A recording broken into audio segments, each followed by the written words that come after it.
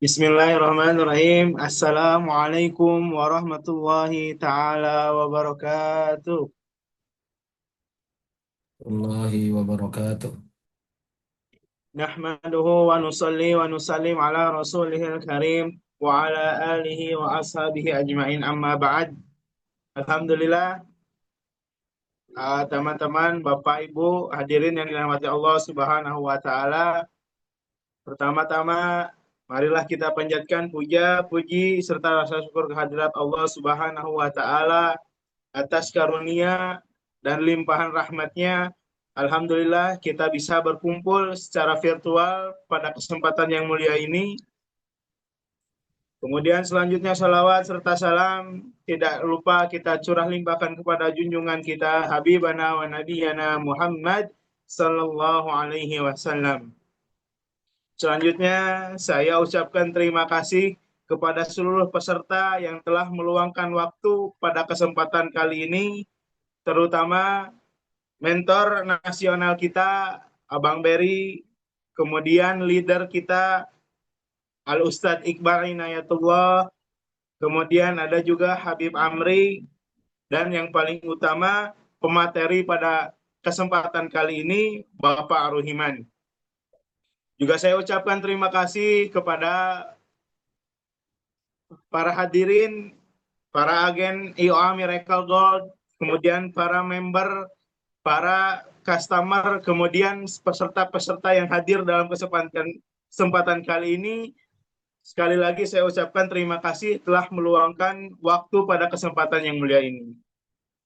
Selanjutnya saya Muhammad Hafiz Abiyu yang akan bertindak sebagai pembawa acara pada kesempatan kali ini yang akan memandu jalannya seminar di malam hari ini. Sebelum mulai, izinkan saya untuk membaca rundown acara kita pada malam hari ini. Yang pertama, pembukaan. Yang kedua, pendahuluan dari Al-Ustadz Iqbal. Kemudian materi dari Pak Ruhiman. Kemudian yang keempat, ada sesi tanya jawab. Yang kelima, closing statement dari Habib Amri. Yang keenam, closing statement dari Bang Berry. Dan yang ketujuh, penutupan. Baik, tanpa panjang kata, untuk mempersingkat waktu, mari kita buka acara kita pada malam hari ini dengan bacaan Al-Fatihah. Al-Hadin ya ala kulli niyatin salihah. Al-Fatihah.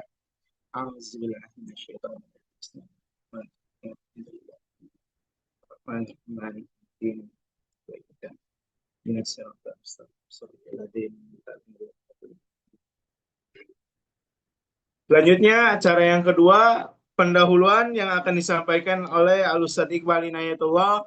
Waktu dan tempat kami persilahkan kepada beliau.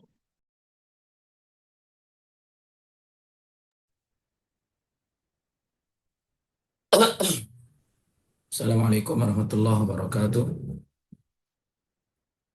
Bismillah, alhamdulillah, wassalatu wassalamu ala asyrafir rasulillah Sayyidina Muhammad ibn Abdillah wa ala alihi wa sahbihi wa man tabi'ahum ila yaumil qiyamah. Rabbi yassir wa la tu'assir wa bi khair.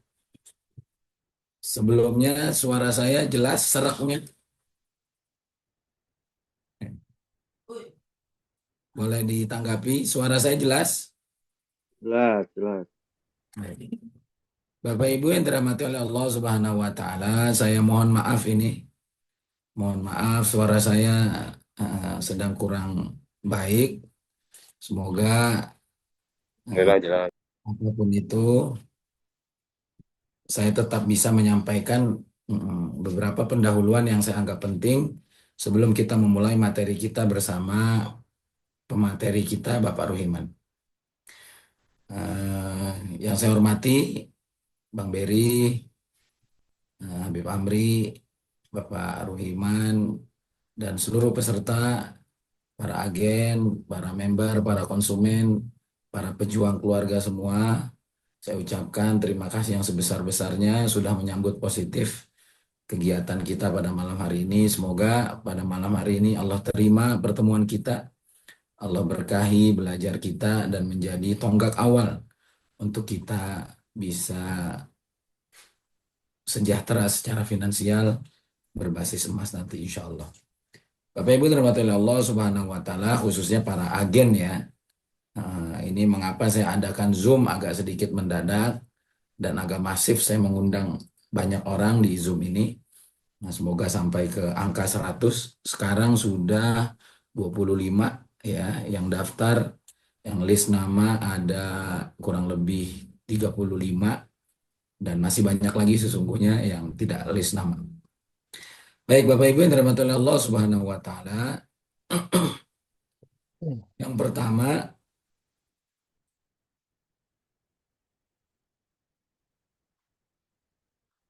ya, saya ingin memperkenalkan dulu pemateri ya. Ini siapa sih pemateri kita ya, Bapak Ruhiman ya. Nah, mungkin Bang Beri juga belum kenal, yang lain juga belum kenal. Semoga Pak Ruhiman juga ke depan bisa menjadi bagian dari tim syiarnya PPA, tim syiarnya Miracle Gold gitu. Saya ingin kenalkan dulu Pak Ruhiman ini dulu ketemu saya 5 atau 6 tahun yang lalu ya. Lagi khurut 3 hari gitu, lagi lagi dakwah bersama. Hanya ketemu 1 kali 3 hari kurang lebih. Kemudian habis itu pisah gitu. Nah kemarin itu ceritanya saya ingin nusroh, saya ingin jenguk santri yang sedang khurut 1 hari di dekat kediaman beliau. Nah, qadarullah dalam perjalanan nggak biasa-biasanya itu saya ketinggalan handphone. Sehingga karena masjid tempat santri iktikaf itu saya nggak terlalu kenal, akhirnya saya kehilangan arah. Ini kemana nih arah masjidnya? Kemudian di pinggir jalan ada orang bergamis, wah ini sepertinya ahbab ini teman tablik. Akhirnya saya deketin lah. Lalu beliau langsung menyapa, Ustadz, cina. Ustadz, siapa ya? Ini wajahnya saya ingat gitu. Siapa ya Pak? Lupa saya. Oh, yang anaknya homeschooling ya saya bilang, yang tukang batu akik ya saya gituin. Iya Pak Ustadz, saya Pak Ruhiman. Ya, ada singkat cerita, saya minta antar sama beliau ke masjid tempat anak-anak itu iktikaf. Kemudian saya diantar, kemudian sebelum pisah, biasa ya namanya saya itu pengusaha emas gitu kan. Saya spill informasi lah ke beliau, Pak Ruhiman, sekarang ini saya sedang usaha emas dan perak. Lalu beliau juga nyeletuk, saya Pak Ustadz, udah dari 2018, saya terlibat dengan emas gitu. Cuman ilmu emas saya agak unik Pak Ustadz. Gimana tuh maksudnya agak unik? Saya juga belajar ilmu emas di Gold Silver Business Academy di EOA gitu. Gimana uniknya? Wah panjang Pak Ustadz, saya dudukin lah beliau. Beliau juga semangat. Akhirnya ngobrol lah kurang lebih hampir setengah jam. Yang bagi saya itu materi yang beliau ingin sampaikan nanti. Dan beliau bukan hanya menyampaikan materi. Kadang-kadang kita ilmu banyak tapi praktek kurang ya. Talk less, do more harusnya kan kalau kita ya, talk more, do less gitu. Nah beliau ini walaupun nanti materi kita tidak banyak, materi kita cukup simpel, tapi beliau betul-betul menjadikan emas sebagai basic finansial keluarga, basic pembiayaan finansial bisnis beliau dan seluruh apa saja yang ada pembiayaan pasti underlyingnya adalah emas. Jadi bagi saya ini sesuatu yang luar biasa. Kemudian juga beliau ini memang Habib, Abang Beri, beliau ini secara gerilya, secara perorangan, di warung kopi, di masjid, di mana aja ketemu, pasti ceritanya tentang edukasi emas. Gitu, di mana aja ini. Makanya nanti beliau dengan segala kesederhanaannya, jangan dilihat kesederhanaannya, gitu. Karena memang ini aslinya obrolan beliau one by one di masjid, di warung-warung kopi, sama tukang gali kuburan, sama tukang parkir, karena kepeduliannya akan sadarnya umat terhadap kesejahteraan finansial berbasis emas ini. Bahkan istrinya sudah sangat familiar ya. Kalau beliau terlambat pulang pasti habis cerita emas ya, habis cerita emas ya. Jadi gitu. Nah, singkat cerita Habib, Bang Beri dan semua peserta, beliau baru seminggu yang lalu kalau nggak salah ceritanya umroh Dan beliau doa waktu umroh, ya Allah, ilmu yang saya ajarin ke banyak orang ini benar apa enggak sih? Ya Allah, datangin ke saya ustadz yang memverifikasi bahwa ilmu saya ini benar gitu. Dan dia bisa ngebantu saya dalam syiar. Singkat cerita, akhirnya itulah qadarullah ketemu di jalan gitu. Walaupun saya udah kenal sebelumnya. Nah, semoga Bang Berry, Habib, beliau juga bisa menjadi tim syiar kita, bisa menambah khazanah keilmuan emas kita dan praktek kita, dan menjadi penguatan secara khusus kepada para agen bahwa kalau kita selalu bilang ini salah satu eh, kunci kesejahteraan umat dalam finansial, kalau Pak Ruhiman nanti enggak. Ini satu-satunya, emas adalah satu-satunya jalan untuk setiap orang bisa bebas secara finansial. Itu yang dapat saya ceritakan tentang Pak Ruhiman sebagai pemateri kita pada malam hari ini. Semoga beliau senantiasa diistiqomahkan dalam kesemangatannya memberikan syiar, dan semoga kalau Allah terima ilmu beliau juga akan menasional nanti bersama tim kita. Kemudian tujuannya apa sih? Tujuannya adalah tadi ingin menguatkan lagi positioning emas sebagai solusi paling tepat untuk kesejahteraan finansial kita. Baik ini sebagai agen, kadang-kadang kita agen juga kita masih belum terlalu yakin dengan emas. Kita juga masih belum istiqomah nabung. Kita juga masih banyak hal lah. Maka ini kepada para agen, ini untuk menguatkan positioning emas dalam kesejahteraan finansial kita, dan juga yang baru ingin kenal potensi emas, sehingga setelah ini kita akan serius dalam membangun kesejahteraan finansial kita. Itu yang dapat saya sampaikan. Terima kasih Bang Berry. Ini Pak Rohiman, ada leader nasional kita, ada trainer nasional kita, Bang Berry, CSO sebagai Chief Strategic Official di EWA Miracle Gold. Selamat datang Bang Berry. Beliau tangan kanannya Mas Randy. Beliau yang ngebuka jalur-jalur baru dalam syiar emas kita. Seperti itu. Saya kira cukup sekian dari saya. Mohon maaf suara saya agak mengganggu. Semoga semangatnya, spiritnya tetap sampai kepada para hadirin sekalian. Dan Allah jadikan malam ini sebagai tonggak perubahan kita untuk finansial kita menjadi lebih baik di masa depan dengan berkahnya emas dan perak sesuai nubuatnya Nabi. Hadza billahi taufik. Assalamualaikum warahmatullahi wabarakatuh. Wabarakatuh.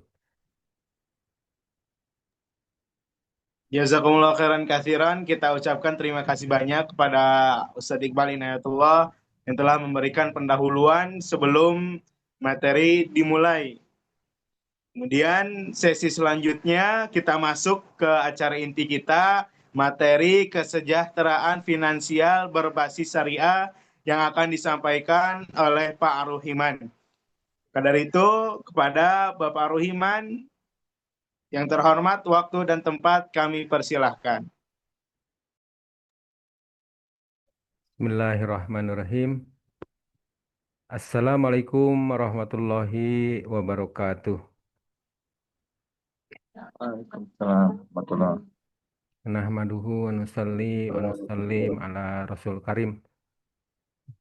Segala puji bagi Allah Subhanahu wa taala. Salawat dan salam semoga tercurahkan kepada junjungan kita Nabi besar Muhammad sallallahu alaihi wasallam.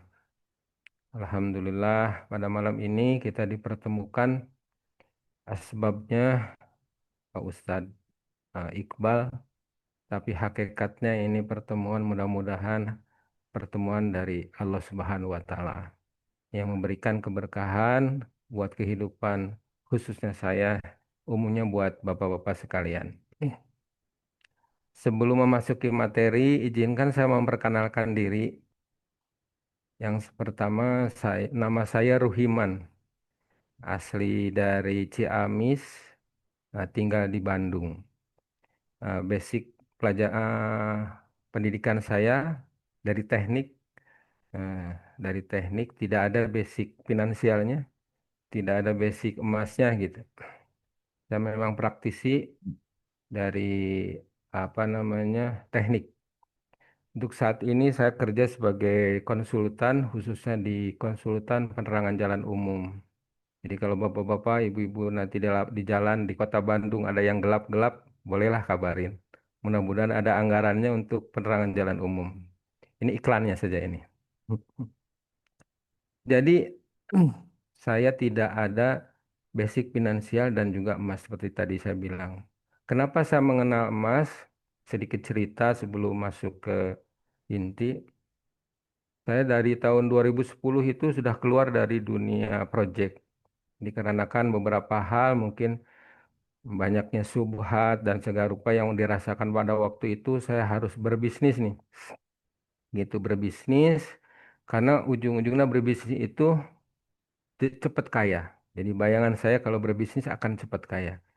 Kebetulan buku yang saya baca pada waktu itu yang mempengaruhi pemikiran saya tentang buku Robert Kiyosaki, mungkin ya teman-teman sudah sering dengar ya. Di situ ada Rich Dad Poor Dad, berpikir ayah kaya dan berpikir ayah miskin. Dari situ saya mencoba beberapa bisnis, banyak dari bisnis makanan, bisnis aksesoris, bisnis antik, barang antik, saya apapun yang insting saya bisnis saya jalanin. 10 tahun saya menjalanin proses itu sampai titik di mana di tahun 2018 saya bangkrut. Jadi bisnis makanan bangkrut, bisnis aksesoris bangkrut. Dulu saya kenalan dengan Pak Ustadz itu bisnis batu cincin. Mungkin teman-teman pernah mengalami atau mendengar dulu waktu boom batu cincin ya Pak. Nah itu bagaimana euforia batu. Sehingga saya juga ikut terlibat di bisnis itu. 2018 saya terpuruk dan dalam titik ekonomi yang paling bawah. Di mana saya tidak pernah membayangkan keputusan saya untuk keluar dari dunia kerja berakhir dengan kebangkrutan. Di situ saya berpikir eh, sampai di titik di mana saya merasa insecure dengan saya sendiri. Saya sebagai suami, saya sebagai ayah, saya sebagai pater di lingkungan juga ada perasaan tertekan. Akhirnya dapatlah informasi mengenai training bisnis. Training bisnis gratis. Nah, itu yang saya senang gratisnya. Sehingga saya ikut dalam training itu di hari pertama betul gratis. Hari kedua berbayar dan cukup mahal waktu itu. Saya merasa cukup mahal. Tetapi karena penasaran bahwa saya harus mengasah ilmu saya lagi tentang pengetahuan finansial, maka saya ikuti. Dalam training itu eh, disampaikan dari pagi sampai malam. Ya, training itu dari pagi jam 9 sampai jam 9 malam. Jadi di training itu ternyata saya lupa semuanya, Pak. Training hasilnya.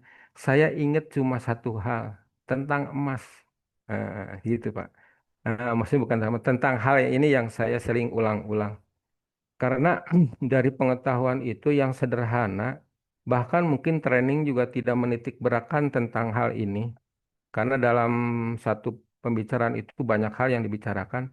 Tapi hal kecil inilah yang saya eh, apa eh, terkesan dan saya kembangkan. Saya kembangkan, saya pahami, saya diskusikan dengan teman-teman dan akhirnya dari 2018 alhamdulillah kasih rezeki sedikit demi sedikit sampai sekarang ternyata alhamdulillah sampai di titik bebas finansial menurut versi saya. Alhamdulillah. Nah, itu sebagai prolog, Pak. Jadi ilmunya ini sebenarnya ilmu yang pernah dari orang lain juga, tetapi saya coba kemas lebih sederhana dan fokus terhadap metode ini. Jadi Bapak, Ibu sekalian, saya yakin Bapak-bapak, Ibu-ibu yang hadir di Zoom kali ini adalah seorang pengusaha. Miriplah dengan saya. Seorang yang eh, apa namanya ingin menghasilkan finansial yang lebih baik lagi. Kalaulah bukan seorang pengusaha, minimal jadi bapak-bapak lah. Kalau bapak-bapak ini mikirnya pasti finansial yang lebih baik di keluarga. Seorang pengusaha itu eh, Yang dicari itu apa, Pak? Ini apa kalau saya enak-enaknya kalau di warung kopi kan tanya jawab ya. Kalau di sini juga boleh ya. Kalau misalkan saya bertanya, bapak-bapak ada yang menjawab juga nggak apa-apa. Nggak usah apa namanya terlalu serius karena saya juga baru pertama ini memberikan ini di sini. Seorang pengusaha atau seorang pembisnis itu yang dicari apa, Pak? Mungkin bisa dikasih clue nih. Siapa yang bisa jawab? Jadi bapak-bapak pembisnis nih, sebenarnya pembisnis itu mencari apa, Pak? Nah, ada yang keuntungan besar, kata Pak Abdul Malik nih. Ada lagi mungkin? Boleh apa on mic juga nggak apa-apa. Nah, jadi saya boleh percepat ya. Bapak-bapak dalam membisnis itu adalah mencari uang. Nah, ini baik, Pak. Jadi mencari uang, Pak. Betul ya, Pak? Atau di sini ada yang bisnis tidak mencari uang? Ya, pasti mencari uang ya. Pada dasarnya secara sederhananya mencari uang. Tapi yang membuat saya terperanjat dalam training itu dikatakan, apa itu uang, Pak? Setiap hari kita berbisnis mencari uang, pernah nggak bertanya, berpikir, apa itu uang? Karena sesuatu yang kita cari harus terdefinisi dengan baik, biar kita mencarinya jelas. Buat saya waktu itu tidak terbersit sedikit pun dalam pikiran saya untuk mendefinisikan uang. Ngapain harus mendefinisikan uang? Karena tiap hari kita mencari uang. Tapi pertanyaan itu membuat saya, oh oke, saya harus balik ke titik nol nih. Jangan-jangan ada yang salah. Dan benar, hampir semua audien yang di ruangan itu menyatakan bahwa uang adalah alat tukar. Mungkin ada yang berbeda nggak, Pak? Saya sejak SD sampai kuliah, uang itu adalah sebagai alat tukar. Dan itu memang terdefinisikan seperti itu. Tapi yang membuat kaget saya, trainer saya mengatakan, barang siapa yang mendefinisikan uang itu sebagai alat tukar saja, disitulah letak kehancuran usaha bapak-bapak. Makin kaget lagi, Pak. Kalau definisinya berbeda, oke lah, nggak apa-apa. Kita bisa sama-sama berbeda di definisi yang ini. Tetapi ini ada ujung yang membuat saya kaget. Hancur, Pak. Barang siapa yang mendefinisikan uang sebagai alat tukar saja, makanya akan disitulah letak kehancuran usaha bapak-bapak. Ini kaget Pak buat saya Bapak ya. Karena ada kata hancur. Hmm. Terus apa pengertian uang yang sebenarnya? Itu yang membuat saya bertanya berikut. Terus uang yang sebenarnya apa? Nah, training saya mengatakan bahwa uang itu adalah permainan. Dan itu di luar daripada ekspektasi saya dalam penjawabannya. Uang itu adalah permainan. Dua pengertian ini harus dibuktikan. Tidak hanya asal pengertian dan itu harus ada bukti bahwa uang adalah permainan. Pada waktu uang, definisi uang sebagai alat tukar, kehancuran. Baik, kita harus membuktikan uang itu adalah permainan. Apakah bapak-bapak terpengaruh ada dan tidak ada uangnya nggak, Pak? Jikalau bapak-bapak punya 100.000, punya 1 juta, punya 100 juta, 1 miliar, apakah perasaan kita berubah nggak perasaan kita? Apakah uang yang kita miliki mempengaruhi hati dan pikiran kita nggak, Pak? Boleh, mungkin ada yang merasakan, oh Pak, saya enggak Pak, mau 1 juta, mau 100 juta, perasaan sama saja, oh itu bagus berarti. Atau memang seperti itu, Pak? Apakah uang itu mempengaruhi hati dan pikiran kita? Ya, hampir semua menjawab selama saya ngobrol-ngobrol dengan teman-teman bahwa uang itu mempengaruhi hati dan pikiran. Itu satu fakta di lapangan. Yang kedua, uang itu asalnya dari kertas.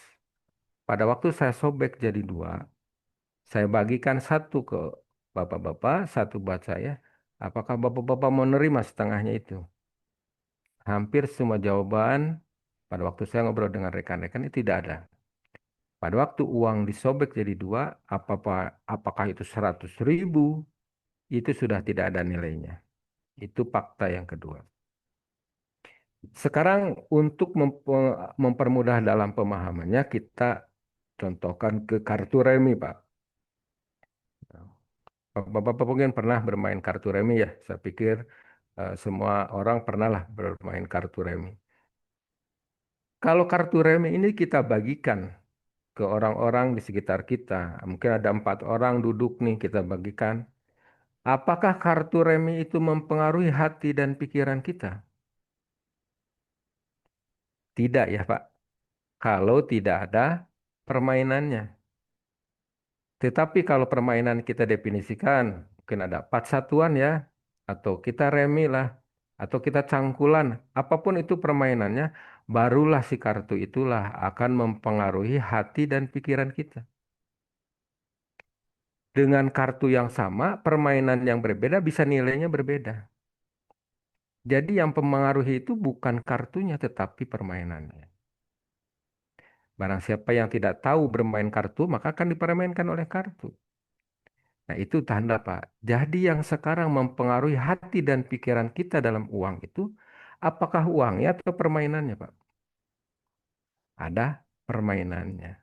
Karena seperti tadi, uang yang sudah disobek itu tidak ada nilainya. Apakah Bapak-Bapak mau memegang uang Zimbabwe 1 miliar di Indonesia? Tidak ada nilainya, Pak. Karena di sini bukan permainan uang Zimbabwe. Mungkin bisa ditukar dulu.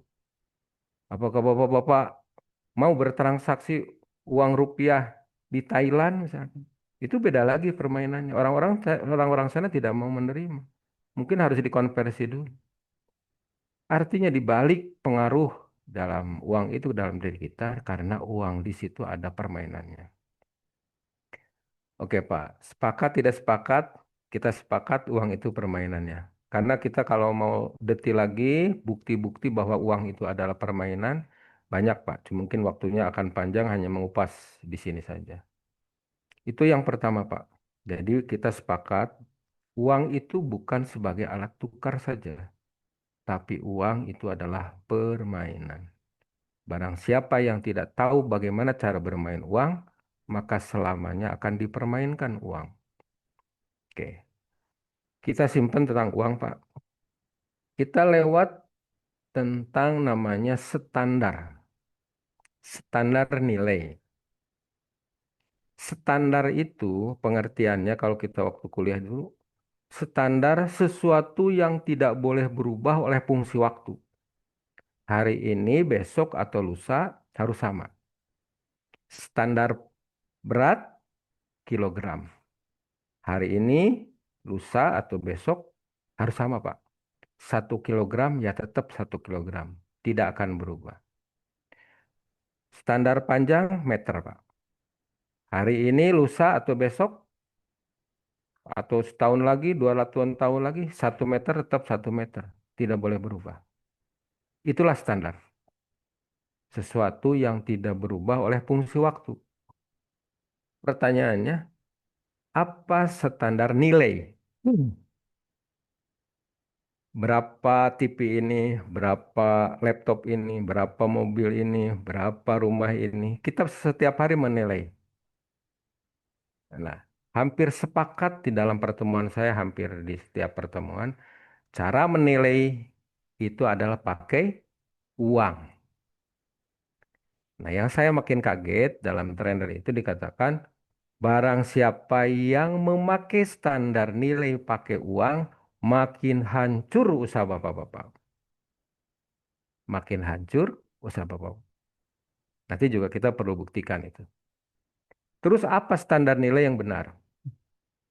Sebenarnya sudah digariskan oleh Rasulullah SAW. Dulu Rasul membeli 1 dinar, 1 dinar bisa membeli kambing besar. Dan sekarang pun hari ini 1 dinar bisa membeli kambing yang sangat besar. Artinya Rasul telah memberikan satu clue, satu contoh, satu bukti bahwa dinar telah menjadikan bukti bahwa dia tidak berubah oleh fungsi waktu. Zaman Rasul sekarang tidak ada fungsi waktu. Fungsi waktu tidak merubah nilainya. Artinya, oke lah, dinar mungkin saat ini sudah tidak ada. Tapi dari material dinarnya itu adalah emas. Maka standar nilai yang benar adalah emas. Jadi emas itu Bapak-Bapak tidak akan pernah naik dan tidak ada turun. Tidak pernah Pak. Emas itu naik. Yang naik turun adalah rupiahnya. Jadi emas itu telah membuktikan dirinya bahwa dia memenuhi syarat sebagai standar nilai. Ya. Pak, apakah bisa pakai dolar? Sama Pak. Dolar juga sama, dia naik turun. Mengikuti inflasi. Mungkin pakai Bitcoin saat ini yang lagi tren. Sama Pak, Bitcoin juga naik turun. Gak bisa dijadikan standar nilai untuk mengukur sesuatu. Jadi Bapak-Bapak bisa bayangkan kalau jualan beras Pak, setiap hari ini mau jualan beras. Pas ada yang mau beli pagi-pagi, sebentar Pak, saya update dulu kilogram hari ini. Apakah sedang naik, apakah sedang turun. Bingung Pak jualan berasnya, betul nggak Pak? Nah begitu juga Pak. Pada waktu kita menilai sesuatu, sebentar Pak, ini rupiahnya lagi naik atau lagi turun? Ini untungnya saya udah 10% atau 20%. Itu pusing Pak. Kalau menghitung nilai dengan sesuatu yang selalu berubah. Makanya Rasul katakan, 1 dinar bisa beli kambing, maka hari ini juga 1 dinar bisa beli kambing. Oke, kita sudah ada 2 pengertian Pak. Uang adalah permainan, standar nilai adalah emas. Emas dan uang itu punya sifat, Pak. Seperti halnya bapak-bapak main catur nih. Ada kuncung yang harus miring, kuda yang harus bengkok, ya, benteng yang lurus. Dan ternyata emas dan uang itu punya sifat. Sifat uang yang pertama adalah keluar. Apa artinya? Berapapun yang bapak-bapak atau ibu-ibu punya tentang uang akan habis, Pak. Berapapun yang Bapak punya, uang akan habis. 1 juta habis, 5 juta habis, 100 juta habis, 1 miliar juga habis. Karena sifat uang itu keluar. Sifat uang itu yang kedua adalah panas. Belum juga datangnya uang, list kebutuhan sudah muncul. Bapak-bapak pernah mungkin merasakan gaji tanggal 1 tapi prokes untuk pengeluaran tanggal 25 udah keluar. Ini apa nih? Ini cicilan, ini arisan semuanya. Bapak-bapak dapat bonus ini kedengaran dari kantor. Wah, udah list HP harus diganti, ini mesin cuci harus diganti.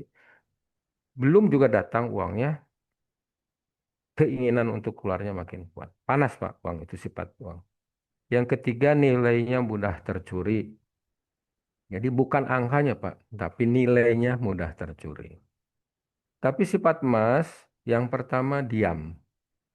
Bapak-bapak setelah dikonversi uang itu ke emas, diam Pak. Tidak ada bergerakan. Apa bapak-bapak kalau ke mall gitu, bawa 1 gram di dompet, pas lihat sepatu nih murah nih naikin nih. Keingetan nggak ke akses nggak emas itu nggak. Tapi kalau dalam bentuk uang mudah ke akses. Sifat emas yang kedua adem Pak, adem. Kalau sudah datang emas, ibu-ibu di rumah sudah nggak ada keperluan. Terima kasih ayah, paling gitu aja, simpen aja, adem Pak. Yang ketiga, nilainya tidak pernah tercuri. Nilainya tidak akan pernah tercuri. Abadi, Pak. Nah, oke, Bapak-Bapak udah tahu sifat uang dan sifat emas. Akhirnya ada di kesimpulan, Pak. Jadi tadi ada uang adalah permainan, standar nilai adalah emas. Emas dan uang itu punya sifat. 3 kesimpulan penting dalam permainan ini. Yang pertama, konversi semua uangmu ke dalam emas. Yang kedua, jangan pernah menjual emas. Yang ketiga, libatkan di setiap usaha ada emasnya. Oke. Yang pertama, konversi semua uangmu ke dalam emas. Jangan pernah menjual emas. Libatkan dalam setiap usaha itu ada emasnya. Itu, Pak. Jadi sampai kesimpulan di situ.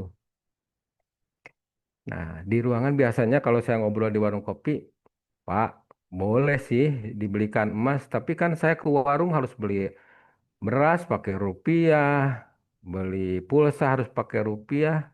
Gimana tuh Pak? Dengan tiga ini jangan-jangan ada yang salah di kesimpulannya. Nah, makanya di sini ada eh, permainannya di tengah-tengah di sini ada emas, di sini ada rupiah, di tengah-tengah itu ada fungsi yaitu pegadaian. Pegadaian itu kami sifati sebagai alat konversi dari emas ke rupiah dan rupiah ke emas. Jadi kami mendefinisikan pegadaian itu bukan tempat alat gadai yang didefinisikan hari ini, tapi tempat mengkonversi uang ke emas, emas ke uang, ke rupiah. Nah, jadi kalau Bapak-Bapak butuh kebutuhan, selama masih ada butuh buat kebutuhan ya, konversi aja, Bu, ke pegadaian untuk menjadi rupiah. Nah, nanti kalau sudah ada uangnya ya tebus lagi untuk menjadi emas. Berapa harta kita? Ya emas itu. Rupiah nggak usah dihitung, Pak. Nggak usah dicatat. Emasnya aja dicatat. Nah, itu. Jadi dalam permainan ini, karena kita tidak menggunakan dinar dirham, makanya ada fungsi pegadian sebagai alat konversi. Namanya konversi, Adi pasti ada apa kehilangan sedikitnya. Kalau di BSI ada 6,7% per 4 bulan. Itu satu yang wajar, Pak. Nanti kita hitung-hitungannya kalau dalam permainan itu masuk. Sesederhana itu, Pak, pemahaman saya tentang emas dan uang, sehingga pengembangannya pertama di permainan, yang kedua dilibatkan di setiap usaha ada emasnya. Sebagai contoh untuk nanti sama-sama diskusi, biar memahaminya lebih mudah, contoh begini, Pak. Ada ibu-ibu nih, Pak, mau membuat warung-warungan kecil nih di rumahnya. Biasanya begitu kan. Nih, Bu, kreatif atau sedikit biar nambah-nambah pemasukan nih ayah nih bikin warung di rumah. Nih ayah modalin nih 10 juta. Biasanya permainannya, Pak, itu 10 juta langsung dibelikan barang. 10 juta langsung dibelikan barang. Nah, dalam usaha itu ada namanya break even point. Kembalinya modal. Apakah menurut Bapak-Bapak warung ibu ini akan balik modal nggak? Anggaplah namanya usaha itu ada dua, Pak. Ada untung, ada rugi. Anggaplah untung nih, Pak. Tetangga-tetangga pada beli, di luar kampung juga pada beli, jalurnya jalur rame, akhirnya rame lah itu warung. Tapi proses, jangan untung dulu kita pahami, break even point atau baliknya modal bisa nggak, Pak? Dengan usaha, dengan permainan yang pertama tadi, Pak. Singkatnya, Pak ya, nanti boleh didebatkan. Kenyataannya Pak, warung ini jangankan untung, balik modal pun tidak akan pernah bisa. Saya jamin itu karena apa Pak? Namanya balik modal itu harus ada pencatatan.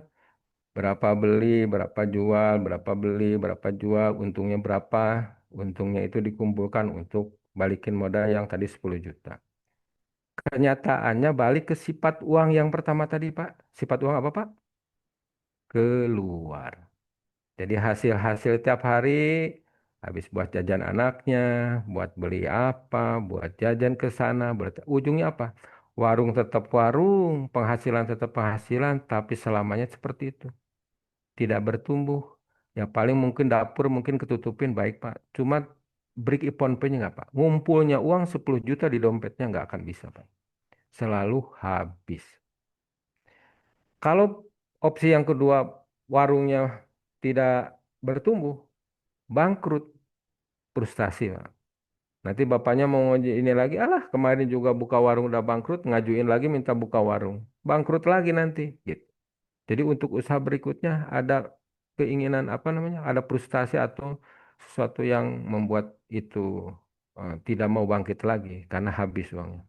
Tapi kalau permainan ini Pak, tadi ada poin ketiga, libatkan di setiap usaha itu ada emasnya. Jadi pada waktu dikasih modal, 10 juta. 10 juta ini belikan emas dulu. Baru setelah emas ini digade, dari gade itulah barulah buka warung. Kapan balik modalnya, Bapak? Balik modalnya pada waktu emas itu ketebus. Ya, seberapapun untungnya, kalau emas tidak ketebus, nggak balik modal, Pak. Jadi sesederhana itu dalam permanen ini kalau melibatkan emas. Mau sebulan, mau 10 bulan, mau 1 tahun, selama emas masih di Pegadaian belum balik modal. Gak usah ada pembukuan kasarnya. Selama itu emas masih di Pegadaian belum balik modal. Kalau itu sampai balik modal, nah, akhirnya bisa mengembangkan mungkin cabang kedua, cabang ketiga, cabang keempat, karena terkontrol oleh emas. Kalaulah misalkan warungnya itu bangkrut, tidak ada peminat, bangkrut, setidaknya emas masih ada di Pegadaian dan ada keinginan untuk menebusnya. Setidaknya ada bantalan. Sesederhana itu dalam mengaplikasikan emas dalam kehidupan berbisnis. Jadi hari-hari Pak, saya selalu melibatkan di setiap usaha saya pasti ada emasnya. Di setiap investasi saya pasti ada emasnya.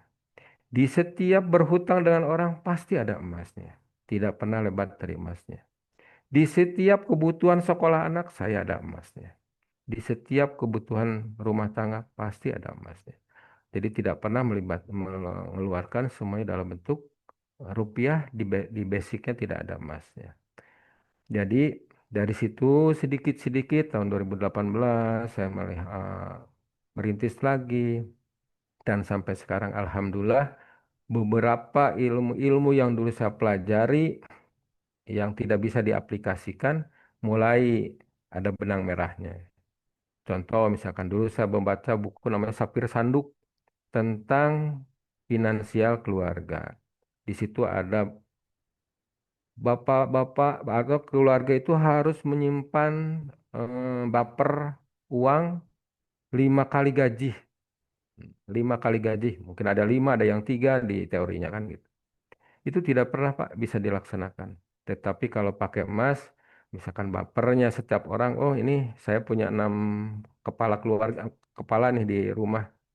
Satu orang 5 gram nih, berarti semua orang itu ada 30 gram.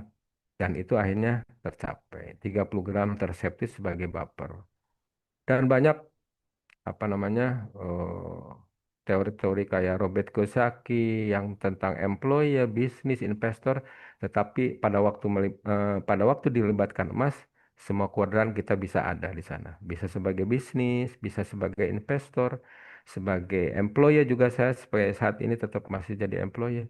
Dan semua sisi itu bisa diisi kalau kita memahami di setiap itu ada emasnya. Mungkin seperti itu Pak. Mudah-mudahan ilmu yang sesederhana ini boleh dikembangkan, apa namanya, boleh diuji Pak, atau bukan diuji ya, ditanya jawab lah. Saya kemarin ke Pak Iqbal juga, ini benar nggak ya dari sudut pandang yang sudah lama bergelut emas gitu. Cuma saya khususnya itu diaplikasikan buat diri saya sendiri dan punya kebarokahan sampai saat ini 2024 sudah merasa cukup, alhamdulillah alokasi kelebihan dalam mengatur ekonomi keluarga sehingga saya bisa sedikitnya bebas finansial menurut versi saya, Pak. Demikian mungkin Pak Iqbal, mudah-mudahan silakan dilanjutkan kalau ada tanya jawab atau ada yang sesuatu yang tidak dimengerti dari paparan yang sudah saya sampaikan.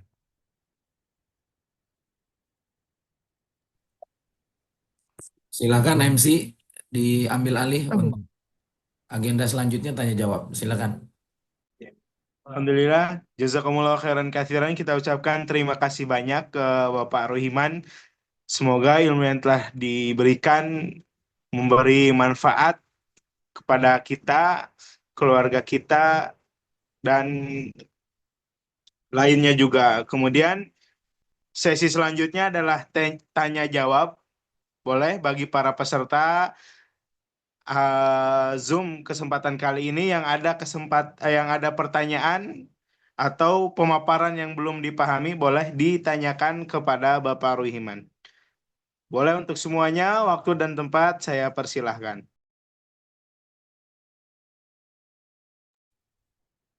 Kalau belum ada, saya tanya Pak Rohiman.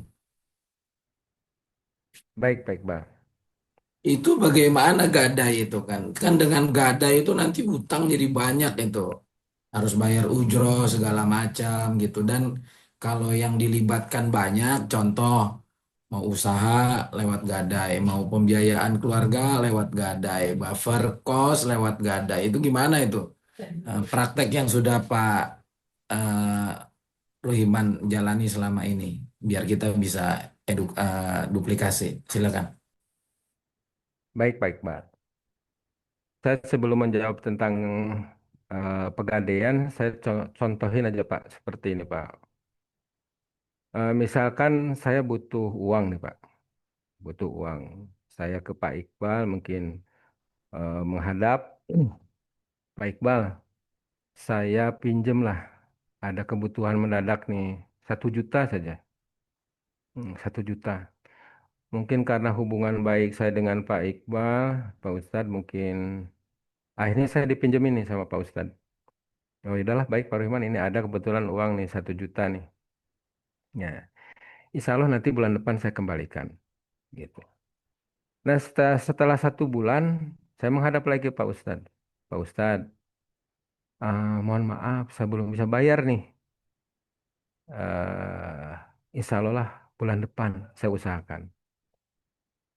Nah, bulan depan saya menghadap lagi ke Pak Iqbal.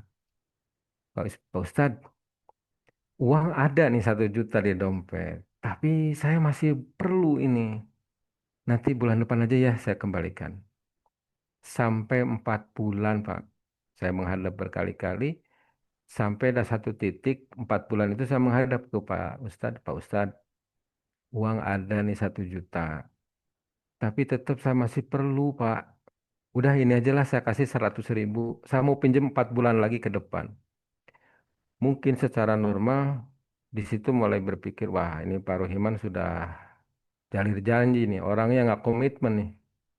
Perlu di blacklist nih. Nanti kalau minjem-minjem lagi udah nggak usah dipinjam lagi. Itu Pak yang terjadi di kenyataan kalau kita pinjam meminjam barang atau uang ke teman-teman. Baik yang dipinjam atau yang meminjam sama-sama ada kekesalan. Tetapi pada waktu saya dengan Pegadaian, Pak Pegadaian, saya mau minjem 1 juta nih. Baik. Nah, besok Pak, 4 bulan kemudian, saya datang lagi. Pak Pegadaian, saya punya nih 1 juta, tapi saya mau perpanjang. Ini 70.000 saya kasih aja. Oh, dengan senang hati Pak Rahman, silahkan lanjutkan hutang Bapak. Begitu juga setelah 4 bulan lagi, Pak Pegadaian, saya masih butuh uang 1 juta ini. Saya kasih 70.000 aja ya. Wow, dengan senang hati silahkan lanjutkan. Sampai masa di mana saya melunasi. Mungkin udah 1 tahun. Bapak keadaan saya lunasi. Loh, kenapa dilunasin? Perpanjang saja kalau masih butuh. Menurut saya ini anomali, Pak, dalam kehidupan. Dan saya menemukan bahwa pegadaian itu bukan sesuatu yang membuat saya tertekan. Karena sama-sama diuntungkan, Pak. Dan sama-sama menyenangkan, Pak. Saya senang, pegadaian senang. Yang kedua, Pak, Pegadaian membuat saya bukan hutang, Pak. Bukan hutang. Kenapa bukan hutang? Karena kalaupun saya mati, Pak, ahli waris saya tidak harus membayarnya. Bahkan ahli waris saya mungkin dapat return dari emas yang saya gadaikan. Jadi mau hutang berapapun dengan Pegadaian, selama terhitung ya Pak ya, terkendali, terhitung, silahkan saja. Yang karena tadi yang pertama bahwa peminjaman dengan Pegadaian itu anomali dalam pinjam meminjam, yang kedua bahwa itu bukan hutang. Selama uang itu produktif buat berbisnis atau buat yang lainnya. Jadi Pak, yang menumbuhkan kekayaan kita itu bukan emasnya. Ini kadang-kadang salah berpikir, oh saya membeli emas hari ini 900.000, nanti kalau udah 2 juta saya jual. Nah, buat saya itu bukan sesuatu yang menarik. Karena mungkin bapak-bapak berharap emas itu terus bertumbuh atau harganya makin mahal. Biar hartanya mahal. Saya tidak peduli Pak, mau emas naik, mau emas turun, tidak peduli. Tidak pernah saya melihat tiap hari berapa emas hari ini, hari besok, hari susah, selama ada uang saya konversi. Jadi yang membuat saya tumbuh ekonomi ya saya usaha, Pak. Saya harus usaha, saya harus berbisnis, saya harus investasi, harus saya mengikuti permainan uang. Uangnya mau kemana, permainannya seperti apa. Itu yang saya imajinasikan, sehingga dari keuntungan itulah saya membeli emas. Bagaimana mungkin? Ya uang pegadaian, Pak, jangan uang saya mah emasnya. Jadi uang saya itu emas, bukan rupiah. Jadi rupiah yang berputar itu uang pegadaian. Wajar Pak dalam 6 bulan, dalam 4 bulan 6,7%. Buat saya itu insya Allah terpenuhi kalau bisnis saya memenuhi. Jadi pegadaian di versi ini Pak, itu bukan sebagai apa namanya, eh, dia itu partner Pak. Jadi dianggap sebagai partner dalam menjalankan bisnis. Hanya dengan pegadaian saya bisa berbisnis tanpa kehilangan harta saya yang asli yaitu emas. Jadi misalkan saya contoh Pak, saya ada invest, ada satu usaha yang teman saya kerjakan dan itu menguntungkan, tetapi dia butuh modal. Saya invest berapa? Bapak butuh modal. Misalkan segitu juta. Oke, saya gade emas, saya kasih uang itu ke teman saya. Dijalankanlah bisnis itu. Dan profit sharing itulah saya kumpulkan untuk menebus emas lagi, Pak. Bisnis jalan, emas saya ketebus. Terus apa ruginya, Pak? Pegadaian di situ sangat menguntungkan kalau permainannya Bapak tahu. Kalau ini disikapi seperti permainan. Dalam permainan itu ada kalah, ada menang. Kalau dalam permainan Bapak-bapak kalah, apa yang dilakukan? Main lagi. Jadi senang, Pak. Karena disikapi bahwa uang itu permainan. Ya mungkin kalah di sini, tapi ya main lagi, Pak. Tidak harus stres, karena uang itu permainan. Tapi kalau uang sebagai alat tukar, dapat uang, tukarin beras, besok nyari lagi uang, tukarin cicilan mobil, besok nyari uang lagi, cicilan rumah, besok nyari uang lagi, tukarin sama pakaian. Kapan mau berhentinya, Pak? Itu yang saya pahami. Akhirnya bahwa kalau uang permainan, kita mengkreat di dalam pikiran kita bagaimana uang itu bermain. Pegadaian partner kita dalam mengkonversi uang itu ke emas dan emas itu uang. Jadi saya sikapi, Pak, berapapun pegadaian yang kita gade, berapapun emas yang kita gade, selama uangnya kita produktifkan, produktif untuk usaha, baik khususnya untuk usaha, maka itu tidak akan jadi masalah. Memang akan jadi masalah kalau gadean itu uangnya buat konsumtif, Pak. Gade emas buat beli mobil, gade emas buat memperbaiki WC. Ya, itu memang bermasalah karena akan ada beban yang tidak ada hasilnya, Pak. Jadi WC tidak akan menghasilkan uang kecuali kalau membeli menggade emas, beli mobil, mobilnya buat digerebkan, nah mungkin itu lebih produktif, Pak. Seperti itu, Pak. Jadi pertama pegadaian itu sebagai anomali dalam berhutang, yang kedua beranomali dalam pinjam meminjam, yang kedua bahwa pegadaian bukan hutang yang harus kita khawatirkan. Demikian Pak Ustadz. Terima kasih, sangat jelas, sangat jelas. Ya, silakan yang lain, Habib, Bang Beri, yang lain. Ya, Pak Ruhiman ya. Pak Ruhiman nih, Masya Allah. Saya mau ucapin satu, keren. Masya Allah maksudnya. Terima kasih Simpel Pak. gitu ya. Barakallah fik ya, Pak Ruhiman. Terus kalau tadi kan hutangnya produktif Pak Ruhiman. Bagaimana dengan pembiayaan sekolah, kemudian macam-macam yang tadi Pak Ruhiman juga libatkan emas di dalamnya. Nah, itu mungkin mohon bisa mungkin memang tetap kita harus punya juga usaha terus gitu. Silakan Pak Ruhiman. Terima kasih banyak. Baik Pak. Di dalam keluarga saya biasanya di awal tahun bikin cash flow, Pak. Cash flow. Jadi 1 bulan itu kita diskusi sama istri sama anak kita kumpulkan apa pengeluaran dalam 1 bulan itu. Dan itu relatif sama di tiap bulan dan ada bulan-bulan tertentu yang harus naik, Pak. Misalkan anak-anak harus outing atau apa. Saya bikin cash flow 1 tahun, Pak. Saya cash flow 1 tahun dan saya setiap pengeluaran saya konversi ke emas. tahun lalu satu bulan itu kurang lebih ini 10 atau 11 juta per bulan. Dan waktu dikonversi ke emas itu kurang lagi 10 gram. Saya berarti harus menyiapkan dalam satu tahun 120 gram. Dan dalam planning keuangan saya, 120 gram saya simpan di rumah, Pak. Dan itu bagian istri untuk menggade tiap bulan. Saya tidak harus memikirkan keuangan saya selama satu tahun. Jadi itu dipikirkan satu kali dan saya serahkan, setelah itu silahkan istri yang mengelola untuk pengeluarannya. Saya hanya memikirkan bagaimana menembusnya aja gitu, Pak. Bagaimana cara menembus uang itu. Jadi saya bisnis, saya cari lagi permainan yang lain, saya permain lain. Tapi di rumah sudah aman, Pak. Terus yang kedua, jangan pernah berbisnis, Pak, sebelum baper ini ada di rumah. Jadi bapak-bapak sebelum ada baper nih, udah main gade dan bisnis-bisnis aja, pada di rumah ini belum ada baper. Jadi tahapannya yang pertama, saya penuhi dulu baper, Pak. Misalkan definisikan satu orang berapa gram, mau satu, mau dua, mau tiga, silahkan itu definisikan. Misalkan satu orang 1 gram, ada 6 gram, itu baper. Emas itu tidak boleh diganggu apapun kecuali kalau penting.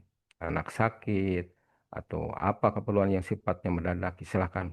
Itu harus dipenuhi dulu. Yang kedua, uang keluarga, kebutuhan keluarga.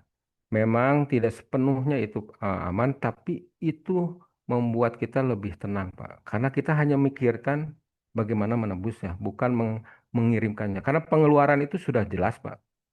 Yang tidak jelas itu penghasilan. Jadi saya selalu menyiapkan bahwa emas itu kayak regulator, Pak. Di sini gelombangnya fluktuatif, di sini keluarannya anteng aja, Pak. Satu baris. Itu yang saya rasakan sehingga saya untuk ekonomi di rumah udah insya Allah sudah ada gitu. Di luar daripada bisnis-bisnis saya.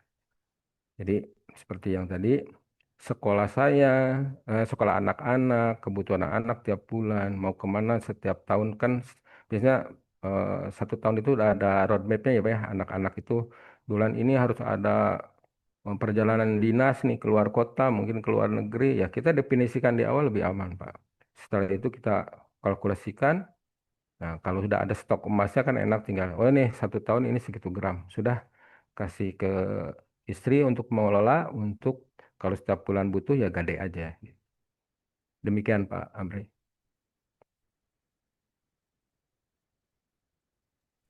Gimana Habib?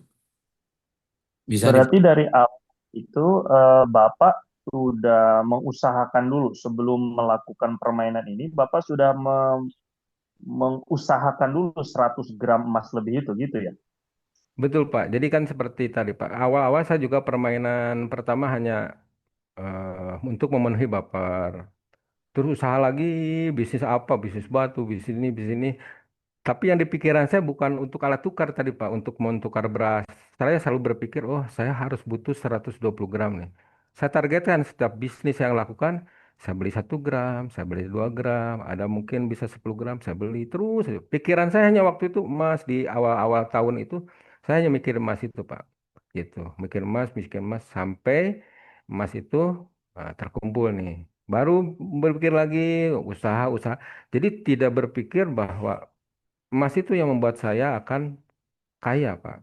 Jadi emas itu tidak membuat Anda kaya, tetapi membuat Anda tetap kaya. Itu kan slogan yang benarnya, Pak. Jadi cara bagaimana menumbuhkan emas ya harus usaha, Pak. Harus usaha. Gitu. Tapi setiap usaha yang saya lakukan ada emasnya di situ. Gitu. Dan dalam bentuk permainan-permainan yang menurut saya ini aman nih, ini aman, ini bisa dimainkan, ini jangan, oh ini kalah, ini menang, nggak apa-apa, Pak. Dan butuh dari 2018 sampai sekarang itulah terus, Pak. Tidak sesingkat itu, Pak. Butuh bertahun-tahun saya memenuhi itu. Sampai makanya sekarang 2024 saya merasa sudah bebas finansial menurut versi saya. Karena cukup memenuhi seperti tadi. Gitu, Pak. Kebutuhan-kebutuhan tahunan bisa dikonversi dalam satu bulan. Dan yang baru usaha-usaha yang lain bisa lebih tenang tanpa harus mengganggu kebutuhan rumah tangga gitu. Emasnya berbeda Pak. Emas untuk rumah sama emas untuk usaha sudah berbeda saya Pak. Udah emas yang berbeda gitu. Tapi pentahapannya itu Pak. Terus memang dalam proses mengumpulkan emas juga baik bagusnya itu Ini bahasanya kan kita suka istilah membeli emas. Saya sih lebih kurang tepat ya. Karena seperti halnya kalau Bapak pergi ke Amerika gitu. Apakah Bapak membeli dolar? Kan bahasanya mengkonversi ke dolar. Apakah nilainya berubah? Tidak kan Pak? Walaupun dalam bentuk dolar, ini dalam bentuk rupiah. Nilainya tetap sama. Begitu juga dalam emas Pak. Saya tidak pernah merasa membeli emas Pak. Tapi mengkonversi uang itu ke emas. Karena nilainya sama. Nah, tidak. Jadi eh, berapapun harga emas pada waktu itu ya saya beli gitu aja Pak. Saya nggak ambil pusing, oh emas lagi naik atau lagi turun, ada uang saya beli. Nah, biasa dalam pembelian, dalam pengkonversian itu bagusnya sama Pak. Mau 1 gram dulu nih, karena kekuatan kita baru 1 gram, 1 gram terus Pak. Walaupun kita punya uang buat 10 gram, tetap kepingannya 1 gram. Biar memudahkan kita, otak kita merubah mengkonversinya. Oh, kalau sekarang misalkan punya 2,5 juta 1 gram. Oh, punya 5 juta 2 gram. Tapi 1 gram 1 gram. Terus, sehingga setiap bulan saya berpikir harus ada emas yang dikonversi. Karena saya mengukur meningkatnya ekonomi rumah tangga itu bukan dari jumlah uang yang saya punya, tetapi dari emas yang saya punya. Tahun ini misalkan 4 gram, tahun depan 10 gram, oh berarti naik 6 gram. Tahun depannya mungkin naik jadi 100 gram, oh naik lagi. Nah, jadi gramasi saja walaupun itu hanya ada di Pegadaian. Jadi cara meningkatkan ekonomi itu ya dengan cara harus membeli emas gitu. Jadi emas itu menjadi habit saya waktu awal-awal untuk terus setiap bulan saya beli emas gitu Pak. Sampai batas yang target-target tadi di sampling Pak. Gitu Pak.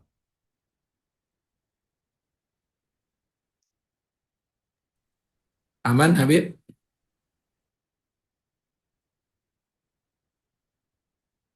Boleh Pak kalau ada yang lain atau ada yang nggak setuju juga boleh loh Pak. Wah ini nggak setuju nih. Bismillahirrahmanirrahim, Pak Ruhiman. Mau Baik, izin bertanya, Pak Ruhiman. baik Pak Indra. Salam kenal, Indra dari Cilodong, Depok. Oh Masya Allah. Salam kenal juga Pak.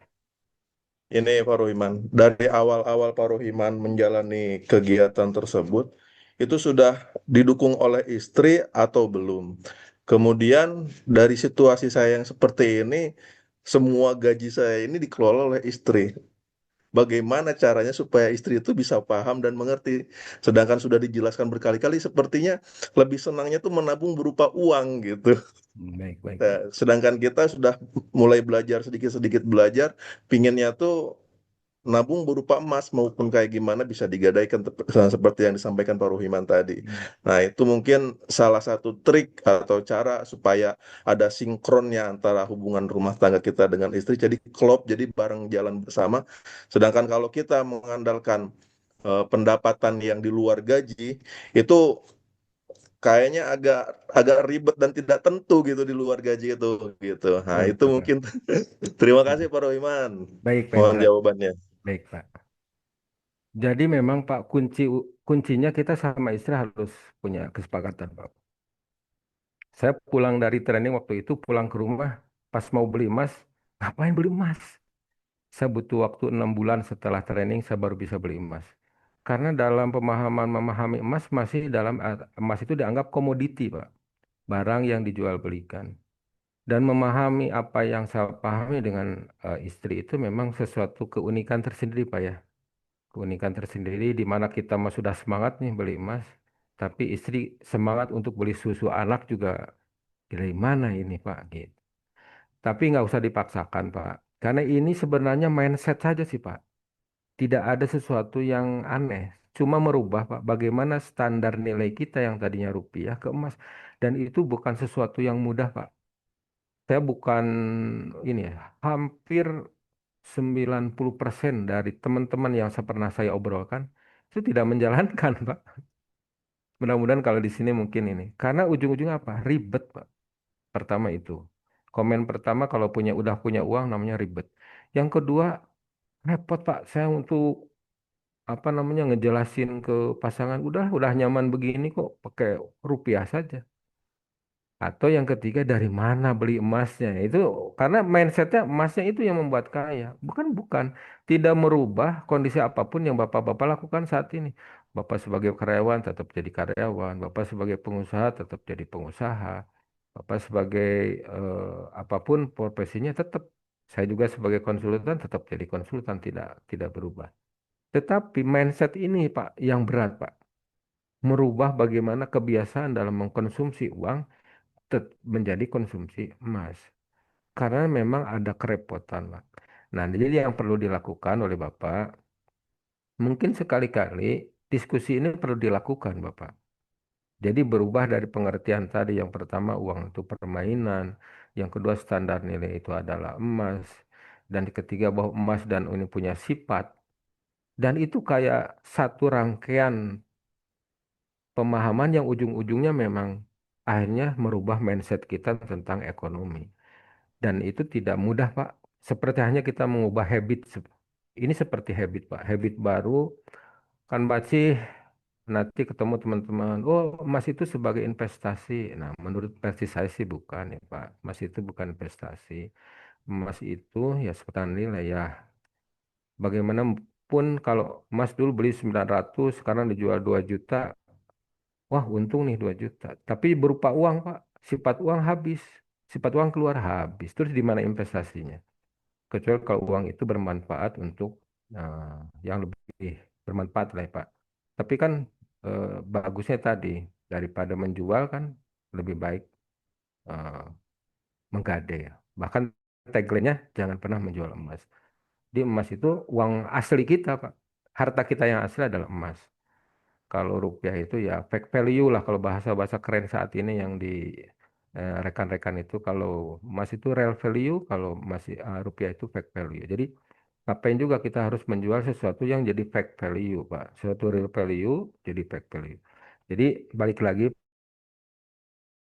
Pak, memang ini dengan istri, Pak. Dengan istri harus punya kesepakatan. Pelan-pelan aja, Pak. Mungkin kalau nggak 1 bulan, ya 2 bulan sekali. Kalau nggak 2 bulan, ya 3 bulan sekali. Beli emas 1 gram aja dulu, Pak. Karena untuk 1 gram itu harus dirasakan tadi sifat tadi, Pak. Adem, terus apa sifatnya diam.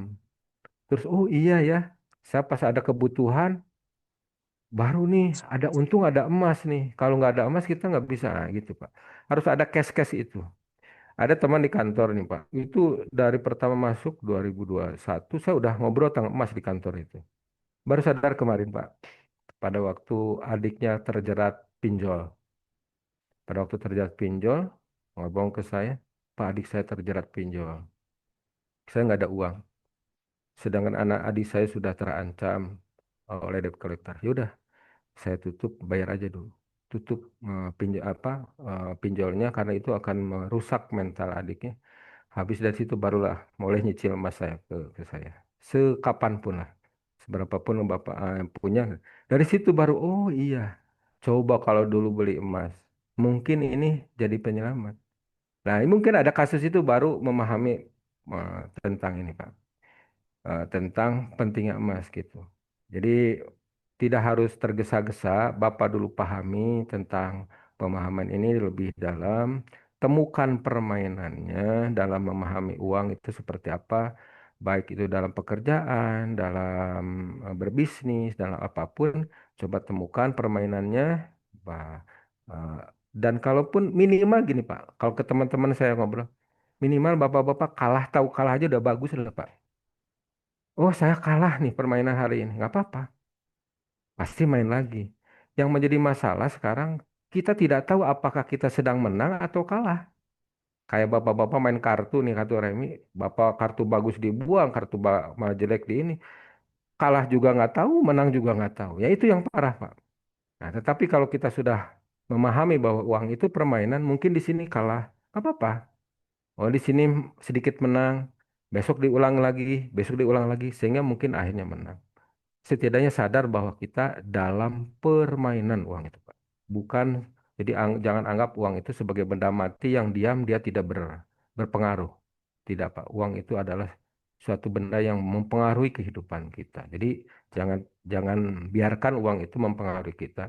Ikuti permainannya dan kita menangkan dalam permainan itu. Demikian, Bapak. Mudah-mudahan tidak puas. Alhamdulillah. Tapi kalau boleh bermohon, mungkin bagus juga kalau adakan seminar jumpa dengan keluarga gitu. Oh, boleh, boleh. Biar- Ini Pak Ustadz nanti Eh, Pak, saya juga ini baru Seumur Oh, saya dari 2018 sampai sekarang ini baru ya ustad Pak. seminar Seminar ini kelas-kelas kecil mungkin Pak Ruhiman boleh gitu. Nanti boleh, ada boleh Pak. waktu. Saya Terima kasih banyak. kemarin ke Pak Ustadz mudah-mudahan jadi kalaupun ini jadi kebaikan jadi jariah saya Pak, jariah saya karena beberapa yang saya temui dan menjalankan alhamdulillah ada sedikit perbaikan walaupun lama Pak. Ada mungkin ini sedikit cerita waktu itu ada teman saya jualan sayuran Pak, jualan sayur. Nah, setiap hari pergi ke pasar, pagi-pagi subuh baru besok paginya udah jualan terus saja. Saya tanya, berapa penghasilannya gitu. Oh, saya cukup untuk cicilan rumah sama bayar karyawan. Penghasilan saya nggak punya katanya. Jadi tidak ada safety. Terus sedikit-sedikit saya masukin tentang pemahaman emas pelan-pelan gitu. Karena memang namanya orang sibuk memahami ini juga Pak butuh waktu. Jadi kalau di masjid habis duhur lagi istirahat kita ngobrol, besok lagi ngobrol lagi gitu. Panjang Pak, sampai berkali-kali pertemuan. Akhirnya saya agak tidak komunikasi lagi sampai 1 tahun ketemu. Gimana? Alhamdulillah Pak, sekarang udah 20 gram per tahun. Alhamdulillah. Jadi dia bisa setting 20 gram, bisnisnya tetap jalan, tidak kekurangan, tapi dia safety 20. Itu menurut saya kebahagiaan tersendiri Pak. Artinya dia sudah menemukan permainannya, sehingga bisa menemukan esensi dari bisnisnya. Bisa safety, walaupun mungkin setahun 20 gram, waktu itu emas masih 900, mungkin masih dianggap kecil gitu. Tapi Alhamdulillah bertumbuh Pak gitu sayurannya. Demikian itu Pak. Silahkan Pak, kalau masih ada, kalau cukup ya sudah. Pak Ruhiman, Baik Pak. coba dijelasin nih slide yang umroh berkali-kali sama modal usaha bakso cuangki. Ini nggak tahu yang bikin ini kemarin saya sedikit cerita. Biasanya saya banyak cerita Pak dari obrolan emas ini. Kadang setelah beberapa tahun yang ngerjakan balik Pak ketemu. Gimana? Saya kan bagaimana permainannya? Saya clue-nya suka ya bertanya begitu. Gimana permainannya? Dia menemukan permainan tentang umroh. Saya juga baru dapatnya dari beliau ya.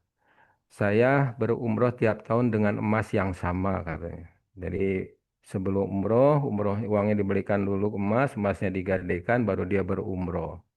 Pulang dari umroh, kepikiran nih emas harus ditebus. Dia tetap kerja, berbisnis, akhirnya emas itu ketebus lagi. Tahun depan dia gadein lagi, umroh lagi. Terus tiap tahun katanya dia bisa berumroh dengan emas yang sama. Bahkan sekarang, dulu saya setahun yang lalu mengagendakan umroh itu 30 gram untuk satu orang, 60 gram untuk 2 orang.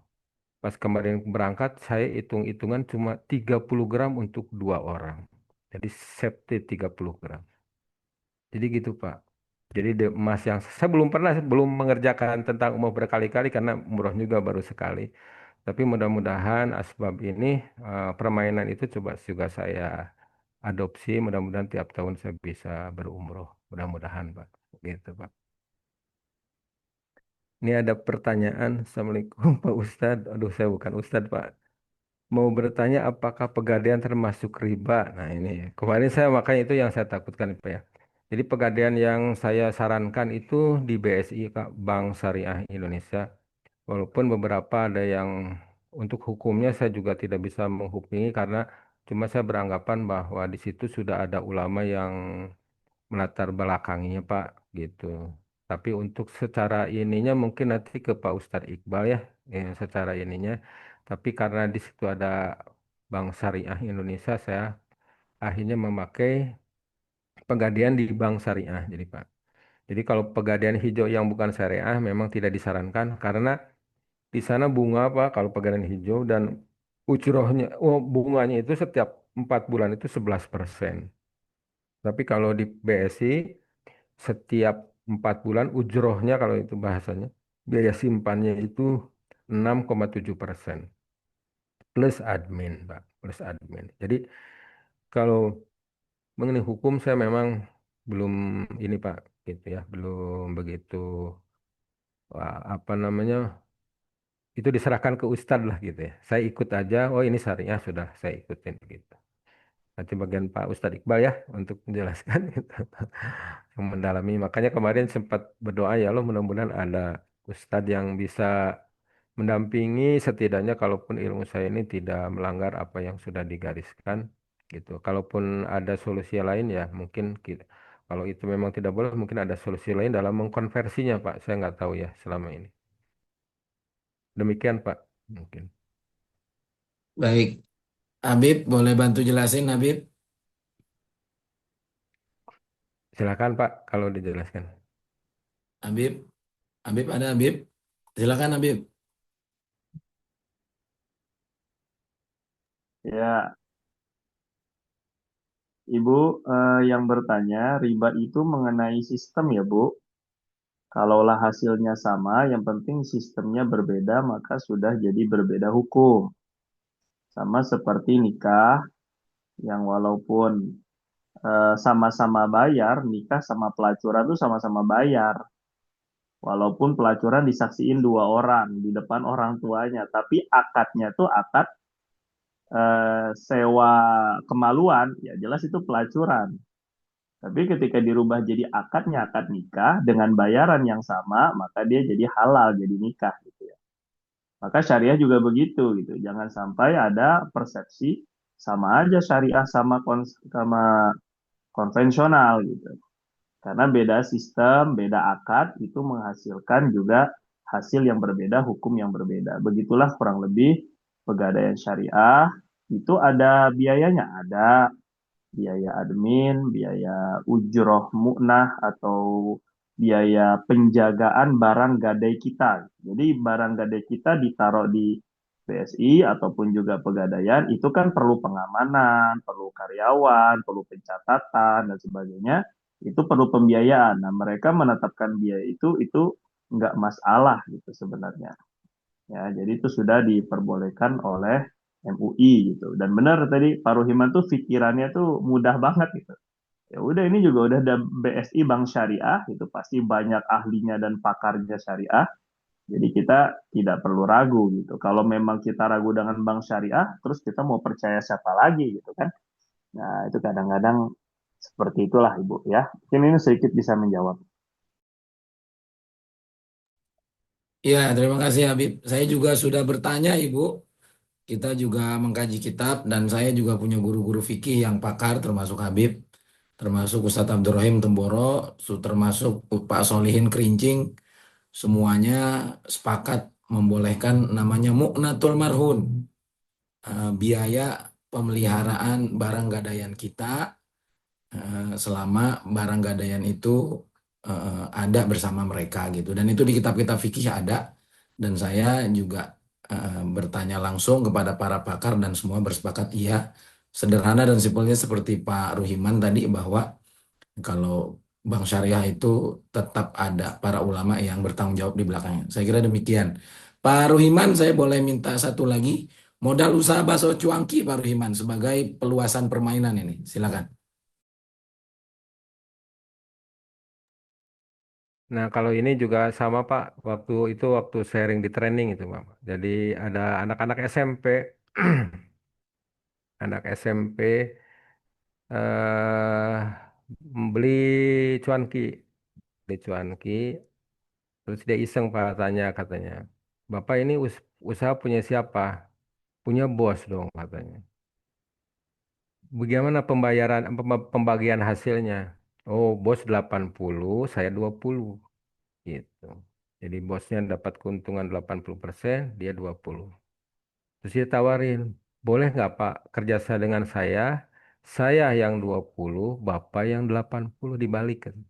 Wah, yang benar. Iya. Akhirnya si tukang cuanki itu mau bergabung, dimodalin sama anak itu, beli motor, beli gerobak, dan ini. Nah ini ceritanya uang memang udah training emas, sudah ngerti emas, dia punya emas. Dan akhirnya dia gadein emasnya. Setelah itu baru dimodalin lah orang itu untuk cuanki. Setiap hari dia dapat 20.000, 20.000, 20.000 dari tukang cuanki itu, Pak. Tukang cuanki yang lain cemburu dong, Pak. Wah, ini Bapak ini enak nih. Dia dapat 80, saya cuma 20. Saya gabung aja dengan anak ini, datang lagi. Dek, mau nggak saya modalin lagi? Boleh. Gadein lagi emasnya, Pak. Tiap kali jadi 40, Pak. Akhirnya ada 10 armada, Pak. 10 armada. Sekarang emasnya udah ketebus dan dia jadi bos cuanki tanpa jualan cuanki. Itulah permainan, Pak. Apakah itu merugikan tukang cuanki? Enggak, Pak. Mungkin tukang cuanki berpikir, wah ini anak goblok nih. Masa bosnya cuma 20, saya 80. Tapi anak itu bilang, ini tukang cuanki goblok. Saya diam-diam dapat 20, sedangkan bapak-bapak harus muter-muter untuk dapat 80. Jadi akhirnya Pak, kalau disikapi setiap usaha itu sebuah permainan, akan menyenangkan Pak.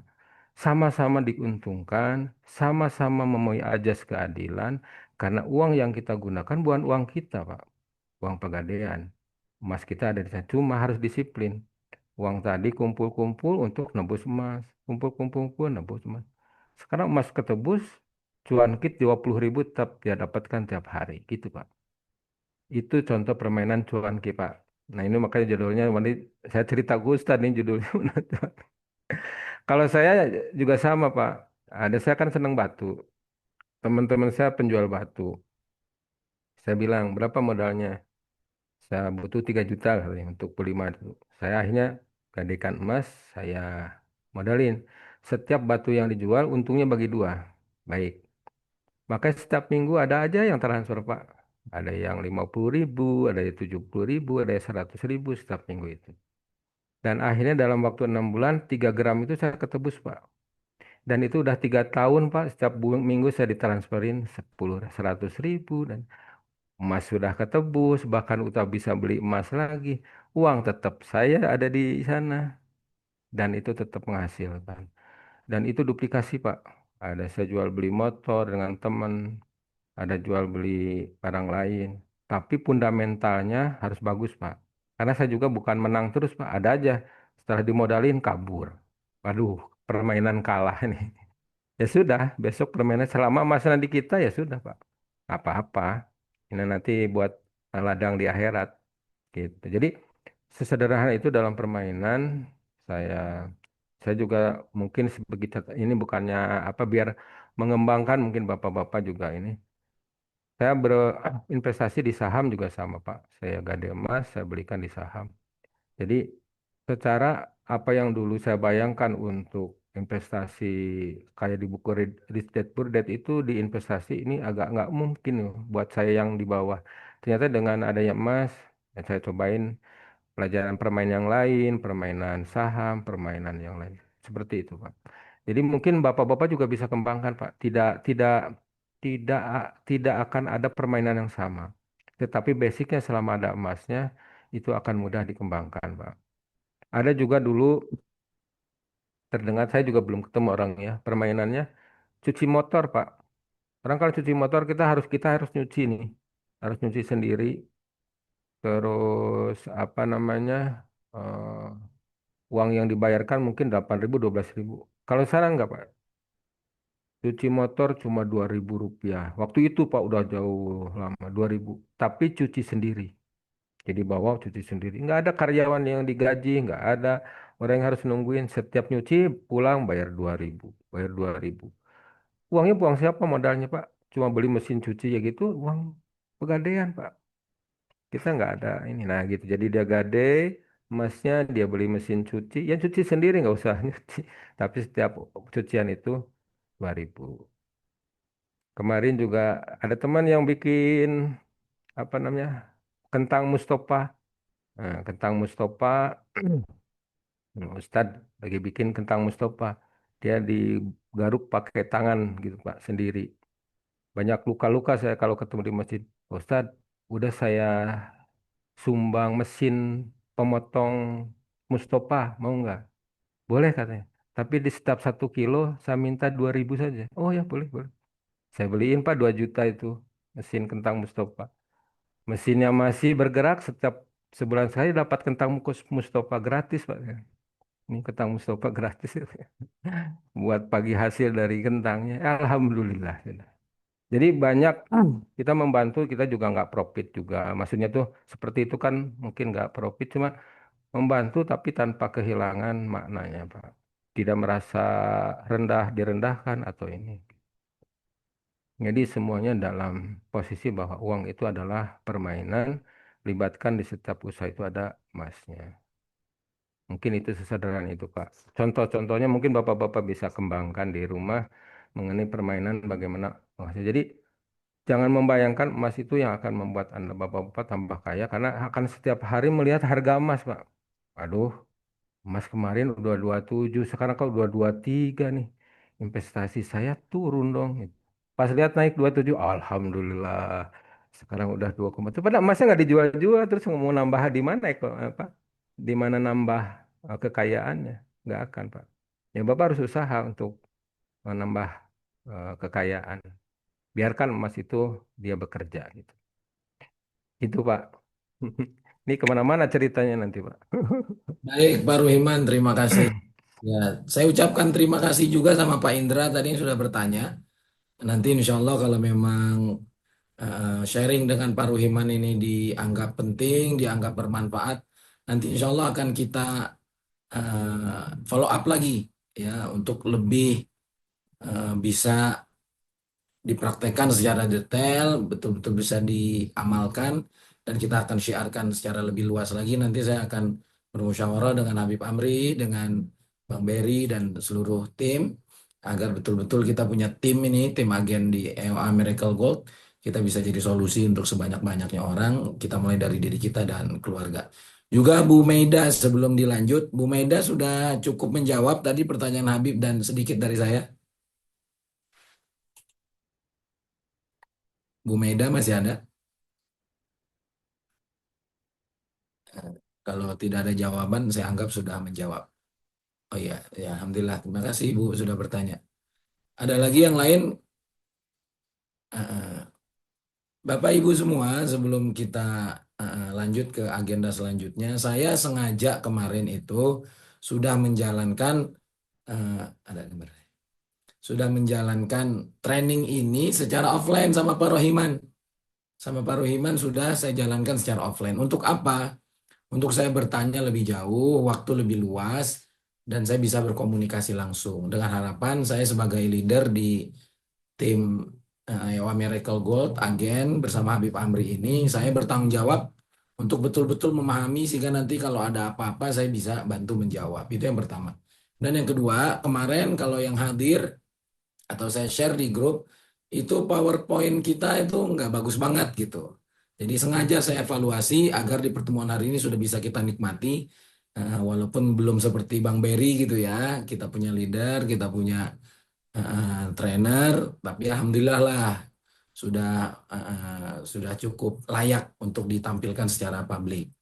Kemudian yang ketiga, saya petakan mana pembahasan-pembahasan Pak Ruhiman yang mesti didalamkan. Maka tadi saya spill-spill agar kepahamannya semakin mendalam. Sebelum kita beranjak ke pertanyaan yang lain kalau ada, nanti kalau saya tunggu tidak ada, maka kita akan lanjutkan ke closing statement dari Pak Ruhiman, dari Habib Amri, dan juga dari Bang Berry, insya Allah. Saya ingin juga Pak Ruhiman mendalami lagi nih. Ini kan agak ekstrim ini. Jangan pernah menjual emas sama sekali. Nah, gitu. Karena kalau di kita itu DOA, kita boleh menjual emas saat impian kita sudah terbeli dengan emas. Silakan Pak Ruhiman. Aduh, pertanyaannya sulit-sulit nih, Pak. Jadi eh, kenapa jangan pernah menjual emas? Saya menganggapnya bahwa itu sebagai batasan biar kita tidak terjebak lagi ke dalam sifat uang tadi, Pak. Tapi sebenarnya bukan berarti kalau Bapak menjual emas jadi akhirnya jadi haram ya, Pak ya. Enggak begitu, Pak. Cuma baiknya memang selama masih bisa diselesaikan dengan digade, baiknya di ini. Kecuali kalau Bapak menjual emas itu untuk investasi yang lebih besar, misalkan mau buat kontrakan atau kos-kosan.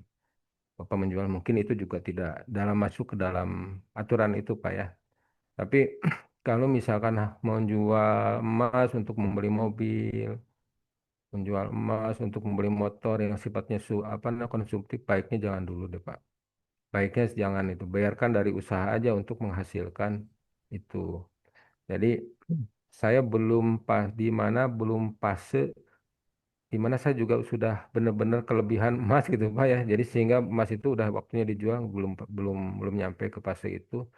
Sehingga saya tetap masih menganggap bahwa selama usaha solusi itu tidak dengan menjual emas, saya tetap tidak menjual emas gitu Pak. Jadi rule yang tadi konversi semua uangmu ke emas, jangan pernah menjual emas, libatkan dalam semua emas, tetap saya pegang sebagai rule permainan dalam eh, permainan ini Pak. Rule dalam permainan ini yaitu saya libatkan tetap itu. Nah, untuk hal-hal yang sifatnya lebih apa namanya, lebih besar mungkinnya yang sifatnya untuk investasi yang lebih besar, mungkin itu di luar kapasitas saya juga ya kalau untuk menjawabnya karena belum sampai ke tahap itu Pak, belum sampai. Itu Pak. Baik Pak. Terima kasih Pak Ruhiman. Pak Ruhiman pernah nggak melanggar 3 poin penting tadi? Apa yang dirasakan? Apakah betul? Ya kemarin sempat saya sharing Pak, sempat saya juga suka agak melanggar apa namanya nyoba-nyoba juga. Nah ini biasanya saya kalau kemana-mana paling di dompet itu cuma 100.000, paling banyak 200 lah. Karena memang tahu bahwa sifat uang itu keluar. Satu hari saya coba bawa 1 juta Pak, dapat penghasilan cash saya masukin di tas nih 1 juta. Nah biasanya kalau jalan nih beloknya ke warteg nih warteg terakses nih ada uang 1 juta. Wah ini mah harus sekali-kali Padang nih, belok ke Padang Pak, dah Padang. Biasanya ngopi itu kan 2.500 kopi kapal api Pak cukup lah buat kopi mah. Karena ada uang 1 juta nih Pak ke akses di otak kita. Ya sekali-kali fisik istilah gitu Pak belok Pak. Nah, jadi itu itu walaupun saya sudah memahami itu saya coba menyadari gitu ya. Benar nggak? Oh iya benar. Hati kita tuh beda Pak gitu. Ya, apalagi kalau di ATM kita udah ada uang digitnya panjang, ah ini mah sepatu murah nih. Itu udah agak robek dikit nih, kayaknya perlu beli gitu. Walaupun itu sesuatu yang tidak dilarang Pak ya. Tapi memang itulah sifat uang akan keluar. Itu maksud saya Pak. Jadi sebenarnya kan bapak-bapak itu punya ego yang sama lah. Hampir semua bapak-bapak punya ego yang sama. Seorang bapak, seorang ayah atau seorang suami punya ego yang sama Pak yang harus dipenuhi. Di mana ada kebutuhan seorang istri atau anak, kita bilang bayar. Nah, itu kalau sudah seperti itu, berarti ego kita sudah terpenuhi Pak. Nah, jadi eh, uang itu jangan pernah dianggap diam. Gitu. Jadi seperti saya bilang tadi, ada uang di mudah terakses, kebutuhan sangat terang benderang untuk diakses. Gitu. Makanya eh, saya beranggapan bahwa ini tuh akan rule yang menyelamatkan, khususnya buat saya gitu Pak. Nah tahu ya bapak-bapak mungkin ada uang 1 juta enggak kok aman kok enggak berubah bisa jadi mungkin ada juga yang seperti itu. Tapi kalau yang saya rasakan setiap uang yang kita punya dalam bentuk uang pasti berbeda Pak. Gitu. Berbeda sikap. Demikian Pak Iqbal. Terima kasih Pak Ruhiman. Dari Habib, dari Bang Beri, dari yang lain ada pertanyaan? Kalau enggak, karena ini juga sudah cukup malam, sepertinya enggak ada ya. Silakan Pak Ruhiman diberikan closing statement. Apa pesan pentingnya di akhir sesi kita? Silakan. Ya, baik Pak Ustadz. Jadi pertama diingat bahwa uang itu adalah permainan. Standar nilai adalah emas. Uang dan emas punya sifat dan 3 permain ini disimpulkan konversi uangmu ke dalam emas. Jangan pernah menjual emas, libatkan dalam setiap usaha ada emasnya. Mudah-mudahan dengan permainan ini Bapak-Bapak bisa menemukan satu ritme permainan yang lebih bagus, lebih cepat dalam mencapai kesejahteraan finansial. Demikian Pak Ustadz. Terima kasih, terima kasih. Bapak Ibu sekalian jangan khawatir nanti ini kita rekam dan nanti PowerPoint-nya akan kita bagikan di sesi akhir acara. Maka dari itu jangan pergi dulu karena kita masih ada beberapa agenda yang sangat penting. Saya kembalikan kepada MC, silakan. Alhamdulillah, sesi tanya jawab sudah kita lalui bersama. Masuk ke sesi selanjutnya, closing statement yang akan disampaikan oleh Habib Amri. Pada beliau, waktu dan tempat kami persilahkan. Bismillahirrahmanirrahim. Alhamdulillah, Allahumma shalli ala sayyidina Muhammad wa sayyidina Muhammad. Satu hal yang memang menguatkan ilmu adalah praktek. Jadi orang banyak ilmu akan kalah sama orang yang banyak amal, karena banyak praktek. Dan orang yang banyak praktek, itu menjelaskan ilmu itu akan lebih mudah. Itu udah pasti itu. Maka ini berlaku yang saya lihat dari Pak Ruhiman gitu. Saya awalnya ngelihat, saya nanya sama Ustadz Iqbal kan, ini kok Pak Ruhiman ST menjelasin emas ini sebelum ini siapa ini kan gitu ya. Tapi ternyata seorang praktisi, kalau seorang praktisi pasti dia akan lebih kenal pasti ya. Sesuai dengan hadis Nabi SAW, mana amila bima amil warasahullahu ilma malam ya'lam gitu. Orang yang senantiasa mengamalkan apa yang dia tahu, pasti akan Allah berikan ilmu yang sebelumnya dia tidak tahu. Itu pasti akan Allah buka pintu-pintu ilmu. Mungkin itu yang bisa saya sampaikan. Semoga kita semua bisa mengamalkan apa yang disampaikan oleh Pak Ruhman. Amin ya rabbal alamin. Ya.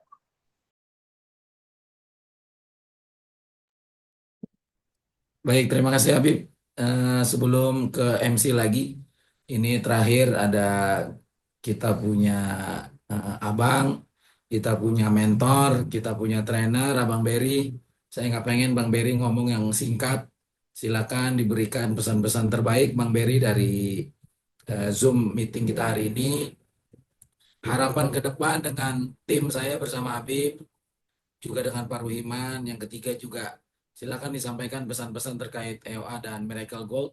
Tadi juga kalau dibilang sama siapa, sama Pak Ruhiman, orang banyak ribet. Nggak ribet ya, tinggal hubungi agen-agen EOA Miracle Gold. Insya Allah nggak perlu keluar rumah, tinggal transfer, nanti barangnya akan dihantar. Ya, barangnya akan sampai dengan amanah, dengan selamat. Insya Allah kita punya komunitas juga yang sangat positif. Bersama tim saya juga selalu ada pembaruan, langkah-langkah. Kita bukan hanya jadi orang yang menyimpan emas, tapi kita juga pengusaha emas. Karena dalam EOA juga cara cepat untuk mengembangkan emas adalah dengan memperdagangkannya. Semoga Pak Ruhiman juga jadi tim kita di agen EOA Miracle Gold, insya Allah. Gitu. Kemudian tadi kalau susah menguangkan, jangan khawatir. Kita di beberapa kota dan dari EOA juga secara pusat sedang berupaya kuat untuk menghubungi tim pusat BSI, untuk meloloskan gadai emas EOA Miracle Gold dengan tanpa buka kemasan, dan itu berlaku di semua kota. Kalau di Cibinong sudah ya Habib kemarin, alhamdulillah. Di Bandung juga sudah, di Jambi juga sudah. Kita pengen nanti nasional sehingga tidak ada lagi itu kesulitan-kesulitan Pak Rohiman.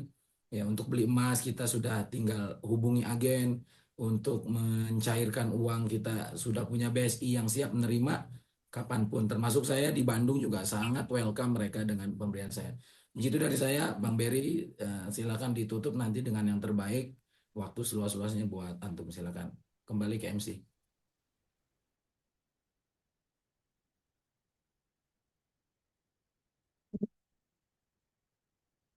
Ya, terima kasih. Kami ucapkan sebesar-besarnya kepada Habib Amri yang telah memberikan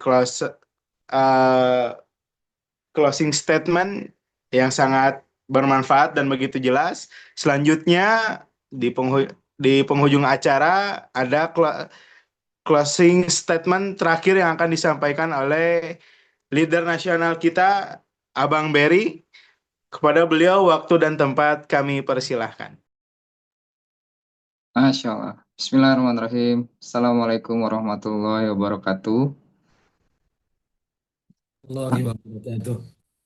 Alhamdulillahirrahmanirrahim. Allahumma sholli ala Sayyidina Muhammad wa ala ali Sayyidina Muhammad. Masya Allah. Seru banget nih menyimak Pak Rohiman ya, Ustadz Iqbal, Habib ya. Sehat-sehat Ustadz, Habib. Pak Rohiman, Ustadz Rohiman, salam kenal. Saya Berry. Izin tadi ikut nyimak juga materinya.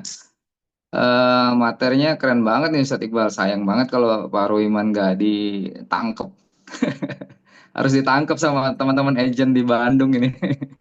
Ya, makasih Pak Ruiman. Tadi saya banyak mencatat juga poin-poinnya yang tadi dibilang, oh ya kita harus rutin nabung emas, semuanya dikonversikan ke emas itu setuju banget Pak Ruiman. Kita juga kebetulan ada melakukan riset juga tentang emas di EOA dan Miracle ini. Ya memang itu sesuai dengan kaidah-kaidah yang riset kita lakukan riset terhadap emas dan perak justru Pak Ruiman.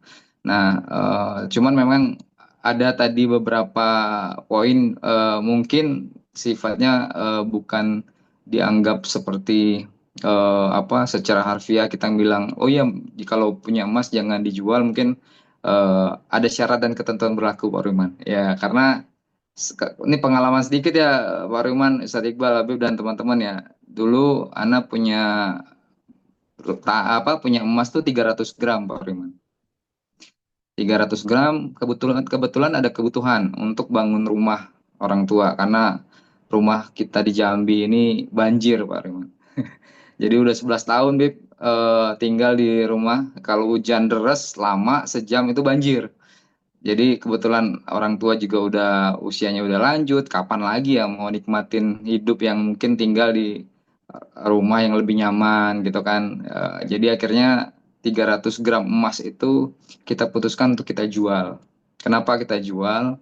Kalau dihitung-hitung secara apa? Secara angka tentu lebih enaknya sih kalau memang kita punya penghasilan yang gede ya Pak Ruman, gadai aja. Cuman karena penghasilan kita belum sebesar itu untuk menebus dalam waktu yang cepat, sehingga saya ngambil keputusan ya udah harusnya ini memang harus dijual. Kebayang kalau 300 gram itu tidak saya jual tapi gadai per 4 bulan saya harus mengeluarkan biaya sekian juta Pak Royman budgetnya sehingga kalau menurut saya hitung-hitungannya jadinya rugi sih. Walaupun ternyata dengan kenaikan harga emasnya kan juga lumayan sekarang ya.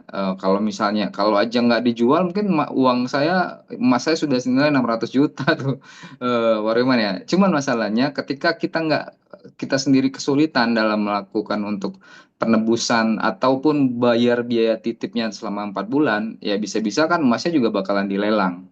Nah itu juga akhirnya kita lepas juga gitu. Cuman tapi tadi yang kayak prinsip, oh satu emas itu bisa digunakan untuk berkali-kali itu udah sejalan Ustadz Iqbal ya dengan apa yang kita siarkan, kita pelajarin satu keping emas bisa digunakan untuk untuk beberapa kali kebutuhan kita dengan catatan memang tadi setuju juga jangan untuk konsumtif ya. Kalau untuk produktif gasken, saya juga punya pengalaman eh kalau untuk produktif ya kemarin saya ada bisnis desain interior ya Ustaz Iqbal ya desain interior itu butuh modal kerja itu udah kita praktekkan Pak Ruman dan itu jadi solusi bagi banyak keluarga saya jadinya gitu kan saya ajakin udah ada sini kita butuh dana modal kerja ada emasnya kita gadai dapat dana cashnya kita putar untuk modal kerja dapat keuntungan itulah yang nanti bisa nebus dari emas yang kita gadai dan itu works itu berjalan dan itu win-win solution emas kita nggak hilang bisnis jalan dapat untung lagi nah jadi secara prakteknya juga kita udah lakukan cuman memang tadi setuju juga setiap bisnis tuh harus ada emasnya ya barang siapa yang bisnisnya didekatkan sama emas biasanya value-nya jadi naik ya Pak Royman ya jadi ya kayak laundry saya di Jambi waktu itu dapat yang orderan paling banyak kita kasih hadiah logam mulia. Coba di mana di Jambi yang hadiahnya laundry hadiahnya bisa emas logam mulia gitu kan. Cuman memang itu bisa juga sangat mungkin ini sesuai dengan spirit kita ya bagaimana nanti mungkin komunitas UMKM, entrepreneur memang harus dekat sama emas gitu loh. Rugi banget kalau tidak dekat sama emas, justru kita bisa mengamankan laba tertahan dalam suatu unit usaha bisa dalam bentuk emas gitu kan. Apalagi mungkin dari keuntungan dari profit bisnis memang harus punya emas gitu. Cuman kalau dari kita Pak Roiman, kita itu biasanya ngasih saran masukannya ke para peserta seminar itu minimal 10 sampai 20% penghasilan itu dijadikan emas setiap bulannya.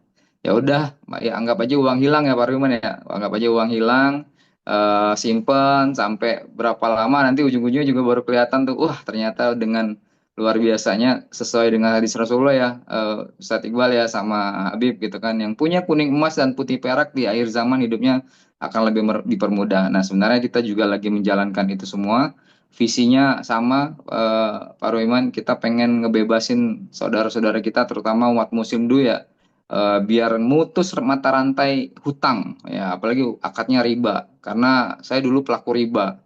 Dulu ngomongin riba mas saya semangat banget gitu, dulu saya nggak tahu jawabannya apa dong kalau nggak pakai riba, nggak pakai bank gitu kan. Sekarang bisa tahu jawabannya, jawabannya adalah pakai emas gitu loh. Dengan emas kita insya Allah bisa hidup bebas hutang, bisa hidup bebas riba. Apalagi setuju juga tadi kayak di Gadai, kita harus pilih juga, hati-hati jangan sampai ke konvensional. Kalau saya, yang saya yakinin Habib ya Ustadz, konvensional jelas ya dia main persen bunga. Memang akad antara konvensional sama yang syariah itu tipis, tapi tipis itu bisa menentukan halal dan haram gitu kan. Udah praktek juga ya Ustadz Iqbal ya. Mudah-mudahan ini ada waktu untuk ngobrol banyak lah dengan Pak Ruhiman, kayaknya perlu dieksplor lagi ilmunya nih. Jadi kita bisa belajar bareng, saling melengkapin. Satu lagi tadi kuncinya Pak Ruhiman, setiap bisnis harus jadikan emas, benar banget. Yang kedua mungkin boleh tambahan Pak Ruhiman, setiap orang bisa jadi pebisnis emas biar dapat apa, untungnya berkali-kali tiap hari gitu ya Ustaz Iqbal ya. Jadi kalau kita Pak Ruhiman mungkin ngajakin Pak Ruhiman juga nih, kalau bisa ada waktu, ada keluangan modal, gabung dengan kita sebagai agent emas yang memang sama-sama kita pengen mewujudkan visi mengemaskan Indonesia, mengembalikan emas ke kantong-kantong umat, karena umat Islam itu udah dijauhkan dari emas, Pak Ruhiman, ya kan? Yang didekatkan tadi tuh kata Pak Ruhiman dari uang, fake money gitu kan, bahkan toilet paper tuh setara dengan toilet paper tuh, uang kertas gitu kan, dirobek juga nggak ada nilainya gitu kan. Jadi eh, pengennya ya kita mau berdampak besar, tentu nggak bisa jalan sendirian. Kita harus kolaborasi, kita harus berjamaah. Kalau mungkin pengen jalan lebih cepat sih bisa jalan sendirian Pak Royman, tapi kalau pengen jalan lebih jauh itu harus berjamaah. Ya mudah-mudahan ada waktu kita ngobrol banyak.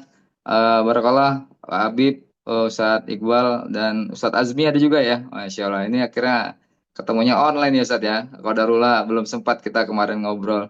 Mudah-mudahan ini jadi langkah awal kita, timnya Ustadz Iqbal, Habib, dan Ustadz Azmi dan teman-teman lainnya. Eh, Tim ini memang khusus Ana yang pegang karena arahan dari manajemen. Mudah-mudahan tapi tim ini yang mungkin saat ini udah lumayan bertumbuh terus, mudah-mudahan bisa berdampak besar bagi umat, berdampak besar bagi bagi Indonesia. Karena kalau emas itu memang sejatinya adanya di edukasi Pak Ruhiman. Ya tadi Pak Indra ya. Aman Pak Indra, kalau istrinya kita bukain data, pakai fakta, itu insya Allah melek emas. Ya. Jadi karena belum teredukasi, belum dilihatin data dan faktanya, belum dilihatin angka-angkanya gitu kan. Jadi masih, enggak lah, atau perhiasan, jangan sampai beli perhiasan kalau untuk tabungan gitu kan. Nah jadi intinya memang bisnis emas itu bisnis kepercayaan, bisnis tentang edukasi. Ketika orang teredukasi, insya Allah dia akan lebih mudah untuk memahami emas itu sendiri. Itu aja dari Ana, barakallah teman-teman semua, keluarga saya semua, Habib, Ustadz Iqbal, Ustadz Azmi, Pak Rohiman, dan teman-teman semua. Mudah-mudahan ini jadi langkah awal kita mengemaskan Indonesia. Assalamualaikum warahmatullahi wabarakatuh. Waalaikumsalam warahmatullahi wabarakatuh. Ya, makasih Bang Beri. Ya, insya Allah saya dengan insya Allah saya dengan Bang Beri juga akan roadshow lagi. Insya Allah ke Tangerang, ke Cibinong, ke Bandung, kepada semua yang berkenan untuk kami hadir di majelisnya, di komunitasnya, di keluarganya, dimanapun itu. Insya Allah free, nggak ada bayaran sama sekali. Bang Beri datang dengan seluruh fasilitas yang sudah disediakan manajemen. Saya juga datang dengan fasilitas saya sendiri. Kita akan datang, nggak perlu pikir tempat tidur kita, nggak perlu pikir tentang makan kita, nggak perlu pikir tentang transport kita. Itu semua sudah ditanggung oleh manajemen. Kita siap roadshow nanti ya Bang ya. Insya Allah di Desember. Saya ada waktu libur 2 minggu Bang. Saya siap itu 2 minggu ya, nggak pulang. Gaskan. Minimal 10 hari. Silakan Ustaz Azmi, Habib. tim dimanapun, baik yang sudah bergabung jadi agen ataupun belum, yang hadir di Zoom ini, atau nanti bercerita kemanapun, kita siap hadir untuk mengedukasi sebanyak-banyaknya orang untuk mengenal emas. Saya kira demikian, saya kembalikan kepada MC.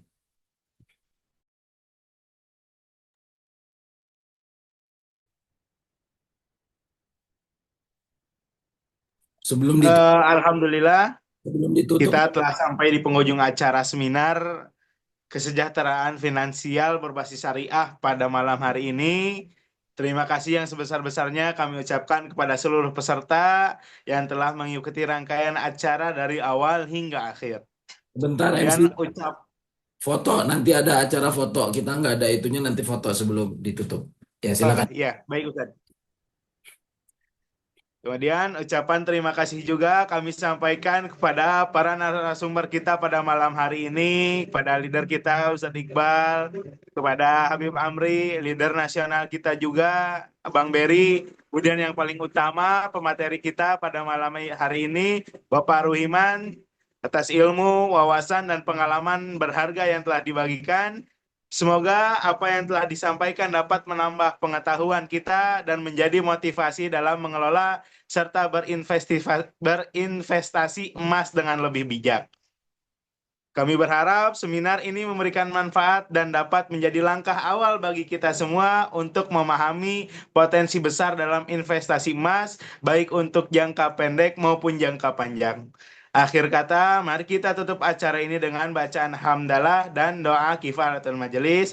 Alhamdulillahirrabbilalamin. Subhanallah wa bihamdihi. Subhanakallahumma wa bihamdika. Astaghfiruka wa atubu ilaik. Baik, saya tutup sebelum kita lanjut ke sesi foto. Billahi taufiq wal hidayah. Wassalamualaikum warahmatullahi wabarakatuh.